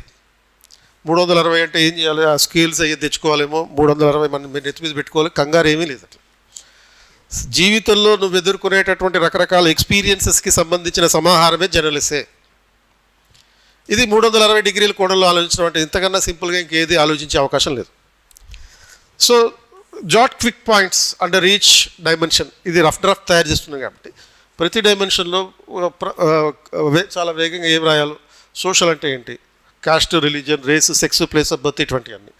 పొలిటికల్ అంటే ఏంటి, గాంధీయన్ సత్యాగ్రహ, మండేలా సంబంధించినటువంటి satyagraha, and Martin Luther King గురించి కూడా చెప్పొచ్చు కావాలంటే. తర్వాత economic dimension, whistle blower exposing the scams. Historical dimension, Galileo, Bhagat Singh, ఇటువంటి వాళ్ళ గురించి చెప్పొచ్చు, వీళ్ళు నిజాలు చెప్పారు. తర్వాత international dimension, human rights, climate change, facts. Legal dimension, courts rely on evidence not the identity. ఇందాక చెప్పిన ఎగ్జాంపుల్ రాయొచ్చు. చుండూరు సంఘటన లాంటివి ఎగ్జాంపుల్స్గా రాయొచ్చు. Ethical dimension, truth is the ultimate moral principle అనే పర్స్పెక్టివ్ తీసుకొస్తాం. So structure the essay, draft a skeleton outline into introduction which includes definition of the given topic and a hook. Hook ante that can be a quotation. You can start the essay with a quotation or a story, an anecdotal study and a current event. అంటే రీసెంట్గా జరిగిన సంఘటన ఏదైనా రిలేటెడ్గా ఉంటే అది. బాడీలో multi dimensional చెప్పాలి. ఇప్పుడు చెప్పినటువంటి డిఫరెంట్ 360 డిగ్రీ ఓరియంటేషన్ చెప్పడం, పొలిటికల్, సోషల్, హిస్టారికల్, జాగ్రఫికల్ అని చెప్పాం కదా, ఆ multi dimension. Concluding with optimistic and forward looking constitutional values, SDGs and human perspective. అంటే ఈ కంక్లూజన్ అనేటటువంటిది భవిష్యత్తు పట్ల ఒక ఆశని కలిగించే విధంగా ఉండాలి. ఎందుకంటే నిజం చెప్పినంత మాత్రాన ఎవడో నిలబడ్డు, నిజాయితీగా ఉంటే మాత్రం సరిపోతుందా, సమాజం దీన్ని అంగీకరించదు, ఇటువంటివి చెప్తాం కదా. ఎందుకంటే మంచోళ్ళకే కష్టాలన్నీ వస్తాయి అని కూడా అంటుంటాం. మంచోళ్ళకే కష్టాలు ఎందుకు రావాలి అంటే నువ్వు మంచోడు కాదు కాబట్టి, నేను మంచోడు అనే ఫీలింగ్లో ఉన్నావు కాబట్టి. లేకపోతే కష్టాలు అనేవి మామూలుగా అందరికీ వస్తాయి. ఇందాక చెప్పే కదా, ప్రతి మనిషికి జీవితంలో కష్టం ఉంటుంది, సుఖం ఉంటుంది. కానీ మనమేమో సుఖమే ఉండాలని ఫీల్ అవుతూ ఉంటాం కాబట్టి కష్టం వచ్చినప్పుడు కంగారు పడిపోతుంటాం. దీన్ని సింబాలిక్గా మనకి తెలియచేయాలి అనే ఏం చేశారు, మన పాతకాలంలో ఇళ్లల్లో ఇంటి నడిబొడ్డున ఒక చెక్క ఉయ్యాలు పెట్టేవారు. మెటఫారికల్ సింబాలిజం అనమాట ఇది. చెక్క ఉయ్యాలు పెట్టి పెద్ద పెద్ద గొలుసులతో ఉయ్యాలు ఉంటుంది కదా, అందులో ఇంటి పెద్ద కూర్చుంటాడు, పక్కన తన భార్యను కూర్చోబెట్టుకుంటాడు, ఫీల్ అయిపోతుంటాడు, నేను శివుడిని, ఈవిడేమో పార్వతి, ఈ టైప్లో. మధ్యలో మనవాళ్ళు కూడా కూర్చోబెట్టుకుంటారు, వీళ్ళేమో వినాయకుడు, ఈడేమో కుమారస్వామి, ఈ ఫీలింగ్లో ఉంటాడు. ఊగుతూ ఉంటారు. ఊగడం అంటే సుఖం కోసం కాదు, అది జీవితం ఒక క్షణంలో ముందుకెళ్తుంది, అదే క్షణంలో వెనక్కి కూడా లాగుతుంది. ఈ విషయాన్ని మెటఫారికల్గా తెలియచేయడానికి, ఎక్స్పీరియన్స్ ఇవ్వడానికి పెట్టిందే ఈ ఉయ్యాల. అట్ల తద్ది రోజున నువ్వు ఉయ్యాలు ఊగేది కూడా అదే విషయాన్ని అమ్మాయిలకి తెలియజేయడం కోసమే. పొద్దున్నే 3 గంటలకల్లా అట్ల తద్ది రోజున నిద్రలేచి ఆ దోశలు తినేసి ఇది అరిగేదాకా ఆడుకుందామని కాదు. మీనింగ్ ఏంటి, ఉయ్యాలు ఊగడంలో ఉన్నటువంటి మీనింగ్ ఏంటి అని అంటే, that life is a swing, life swings always. జీవితం నిరంతరం ఊగుతుంది. ఒకసారి ముందుకెళ్తే ఒకసారి వెనక్కి వస్తాం. వెనక్కి వచ్చినంత మాత్రం అక్కడ వెనకాల ఆగిపోవు, మళ్ళీ ముందుకు వస్తాం. ఇప్పుడు నేను చిరంజీవి బర్త్డే అయింది కదా, చిరంజీవి బర్త్డే రోజున దాని సిగ్నిఫికెన్స్ అంటే ఇటువంటి వ్యక్తుల యొక్క బర్త్డేలు చూసినప్పుడు వాళ్ళ జీవితాల్లో సాధించినటువంటి అంశాలు ఏంటో చూడాలి. వాళ్ళు విజయాలు ఉంటాయి వాళ్ళ జీవితాల్లో, వైఫల్యాలు ఉంటాయి. వైఫల్యం వచ్చినంత మాత్రాన వాళ్ళు అక్కడ కుంగిపోయి పడిపోలేదు, మళ్ళీ తిరిగి లేచారు, మళ్ళీ పరిగెత్తారు, మళ్ళీ విజయాలు అందుకుంటారు. ఇది నిరంతరం జరిగేది ఒక సర్కిల్. ఇది లైఫ్ అనేటటువంటిది ఒక సర్కిల్.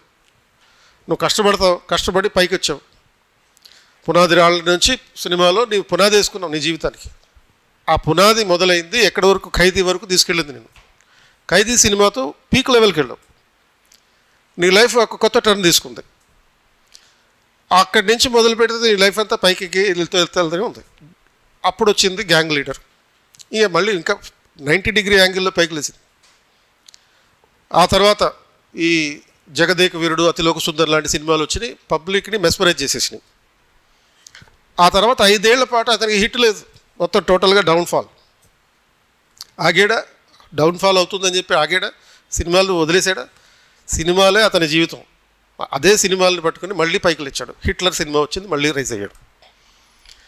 సో ఇతని జీవితాన్ని చూస్తే జీవితం అనేది కేవలం ఒక విన్నర్ అనేవాడు కేవలం విజయాలతో మాత్రమే తన జీవితాన్ని ఉంచుకోవడం. విజయాలు ఉంటాయి లైఫ్లో, వైఫల్యాలు ఉంటాయి. వైఫల్యాలు వచ్చినప్పుడు భయపడకుండా ముందుకెళ్ళడమే, కంటిన్యూ చేయడమే, జీవితాన్ని అట్లా కంటిన్యూ చేయడమే. అంతెందుకు అప్పుడెప్పుడో జరిగిన చిరంజీవి ఎందుకు వాళ్ళ తమ్ముడు చూడు 2014లో పార్టీ పెట్టాడు, 2019లో భయంకరంగా ఓడిపోయాడు. ఆగాడా? ఆగలే, దూసుకుపోతూనే ఉన్నాడు. 2024లో వచ్చేటప్పటికి 100% స్ట్రైక్ రేట్. మరి ఈ స్థాయి విజయం ఎవరికైనా దొరుకుతుందా? మొత్తం కేవలం ఆంధ్రప్రదేశ్లో ప్రభుత్వాన్ని మార్చి ఒక ప్రభుత్వాన్ని గద్దెనెక్కించడమే కాదు, కేంద్రంలో మోడీ అధికారంలో ఉండడానికి కూడా ఇతని కారణమయ్యాడు ఈరోజు. అంటే ఈ కూటమి అనేది ఏర్పాటు చేసి తెలుగుదేశానికి నచ్చజెప్పి కేంద్రంలో ఉన్న ప్రభుత్వానికి సపోర్ట్ ఇవ్వమని, వాళ్ళకి ఓన్లీ 240 సీట్స్ వస్తే వీళ్ళు సపోర్ట్ ఇచ్చి మిగతా వాళ్ళని కూడా ఒప్పించి ముందుకు తీసుకెళ్ళాడు. తను కూడా త్యాగం చేసి, ఇది కదా విజయం అంటే. అందుకే అతను పవన్ కాదు, ఒక తుఫాన్ అన్నాడు చూడు. సో అటువంటి ఎక్స్పీరియన్సెస్ ఏం చెప్తాయి, ఇటువంటి మనుషుల యొక్క ఎక్స్పీరియన్సెస్ చూసినప్పుడు life is not just a destination, it's a journey of what. జర్నీలో రోడ్డు మీద వెళ్తున్నప్పుడు సాఫీగా ఉంటుంది, గతుకుల రోడ్డు వస్తుంది, కొన్ని గుంతలు ఉంటాయి, స్పీడ్ బ్రేకర్లు ఉంటాయి, అండ్ మళ్ళీ సాఫీగా ఉంటుంది. ఒక ఆటగాడు 1,00,000 మందినైనా సవాలు చేసే ఒక ఆటగాడు ఉంటాడు. అంటే ఒక అథ్లెట్ ఉన్నాడు అనుకో, అథ్లెట్ ఎంతమందిని సవాల్ చేస్తున్నాడు ఒక ఒలింపిక్స్లో పార్టిసిపేట్ చేసేటప్పుడు, అంటే ప్రపంచవ్యాప్తంగా వచ్చే అథ్లెట్స్ అందరినీ సవాలు చేసి అతను అందులో ఆ ట్రాక్లో పరిగెట్టడానికి వచ్చాడు. వచ్చినప్పుడు అతను సవాల్ చేసింది 1,00,000 మందిని.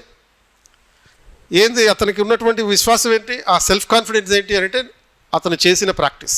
సపోజ్ వీడు పడిపోయాడు అనుకో, పరిగెడుతూ సవాల్ చేసేసి పడిపోయాడు అనుకో, ఇంకేం లేస్తాంలే, పడిపోయాం, మళ్ళీ పరిగెడతాం అని ఎక్కడ ఆగిపోతాడు?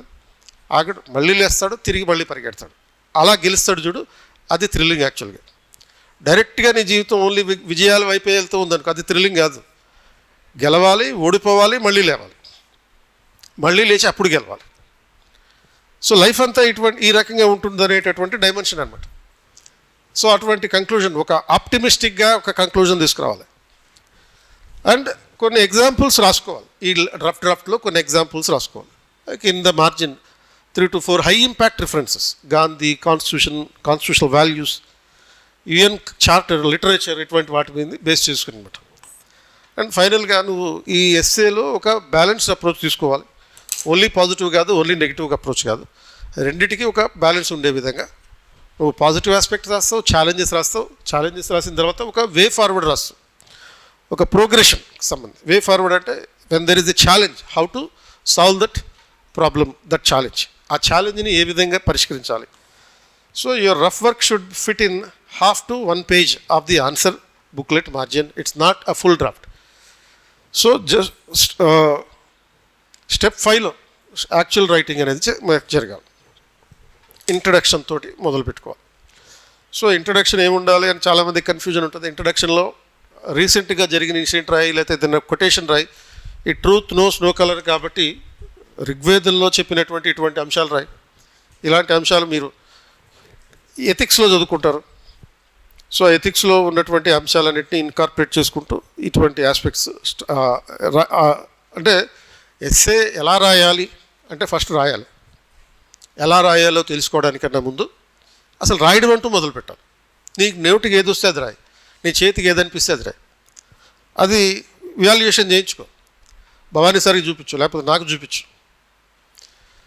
అందులో నువ్వు బాగా రాస్తే బాగుందని అంటాం, బాగా రాలేదంటే మర్చిపోతాం. ఉంది ఆ రేంజ్లో రాస్తావని నేను అనుకున్నాను. ఉంది నువ్వు రాసి నాకు చూపిస్తే దేశ భద్రతకి ఏమైనా ముప్ప, శాంతి భద్రతలకు ఏమైనా ప్రమాదం కలుగుతుందా, ఆ స్థాయిలో రాస్తే ప్రాబ్లమే. కానీ మేము తట్టుకుని చూడగలుగుతాం, దాని ఏం ప్రాబ్లం లేదు. ఇలాంటి 20 ఏళ్ళ నుంచి చూస్తున్నాం కాబట్టి దేశ భద్రతకి ముప్పు అయినటువంటి వ్యాసాలు చూసాం.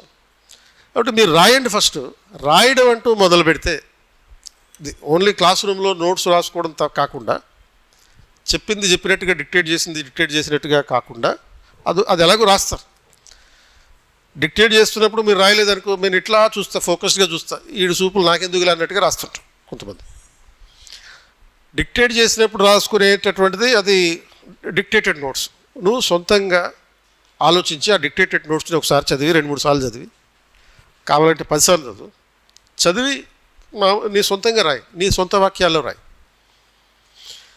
అది ఏం రాసైనా సరే పర్వాలేదు, నీకేం ప్రాబ్లం లేదు. నాకు చూపించావంటే ప్రాబ్లం ఎవరికి? నాకే ప్రాబ్లం. అది చూసి ఏం తట్టుకోవాలి, ఈ జీవితం ఏంటి అనిపిస్తుంది ఒక్కోసారి. అయినా పర్లేదు, అన్నిటికీ నేను తెగించాను కాబట్టి ప్రాబ్లం ఏం లేదు, రాయండి, నాకు చూపించండి. అండ్ ఏమైనా సజెషన్స్ ఉంటే తీసుకోవడం, అంతే కదా జరిగేది, అంతకు మించింది కాదు. సో నాకు చూపించడానికన్నా ముందు మీరేం చేయాలి? రాయాలి.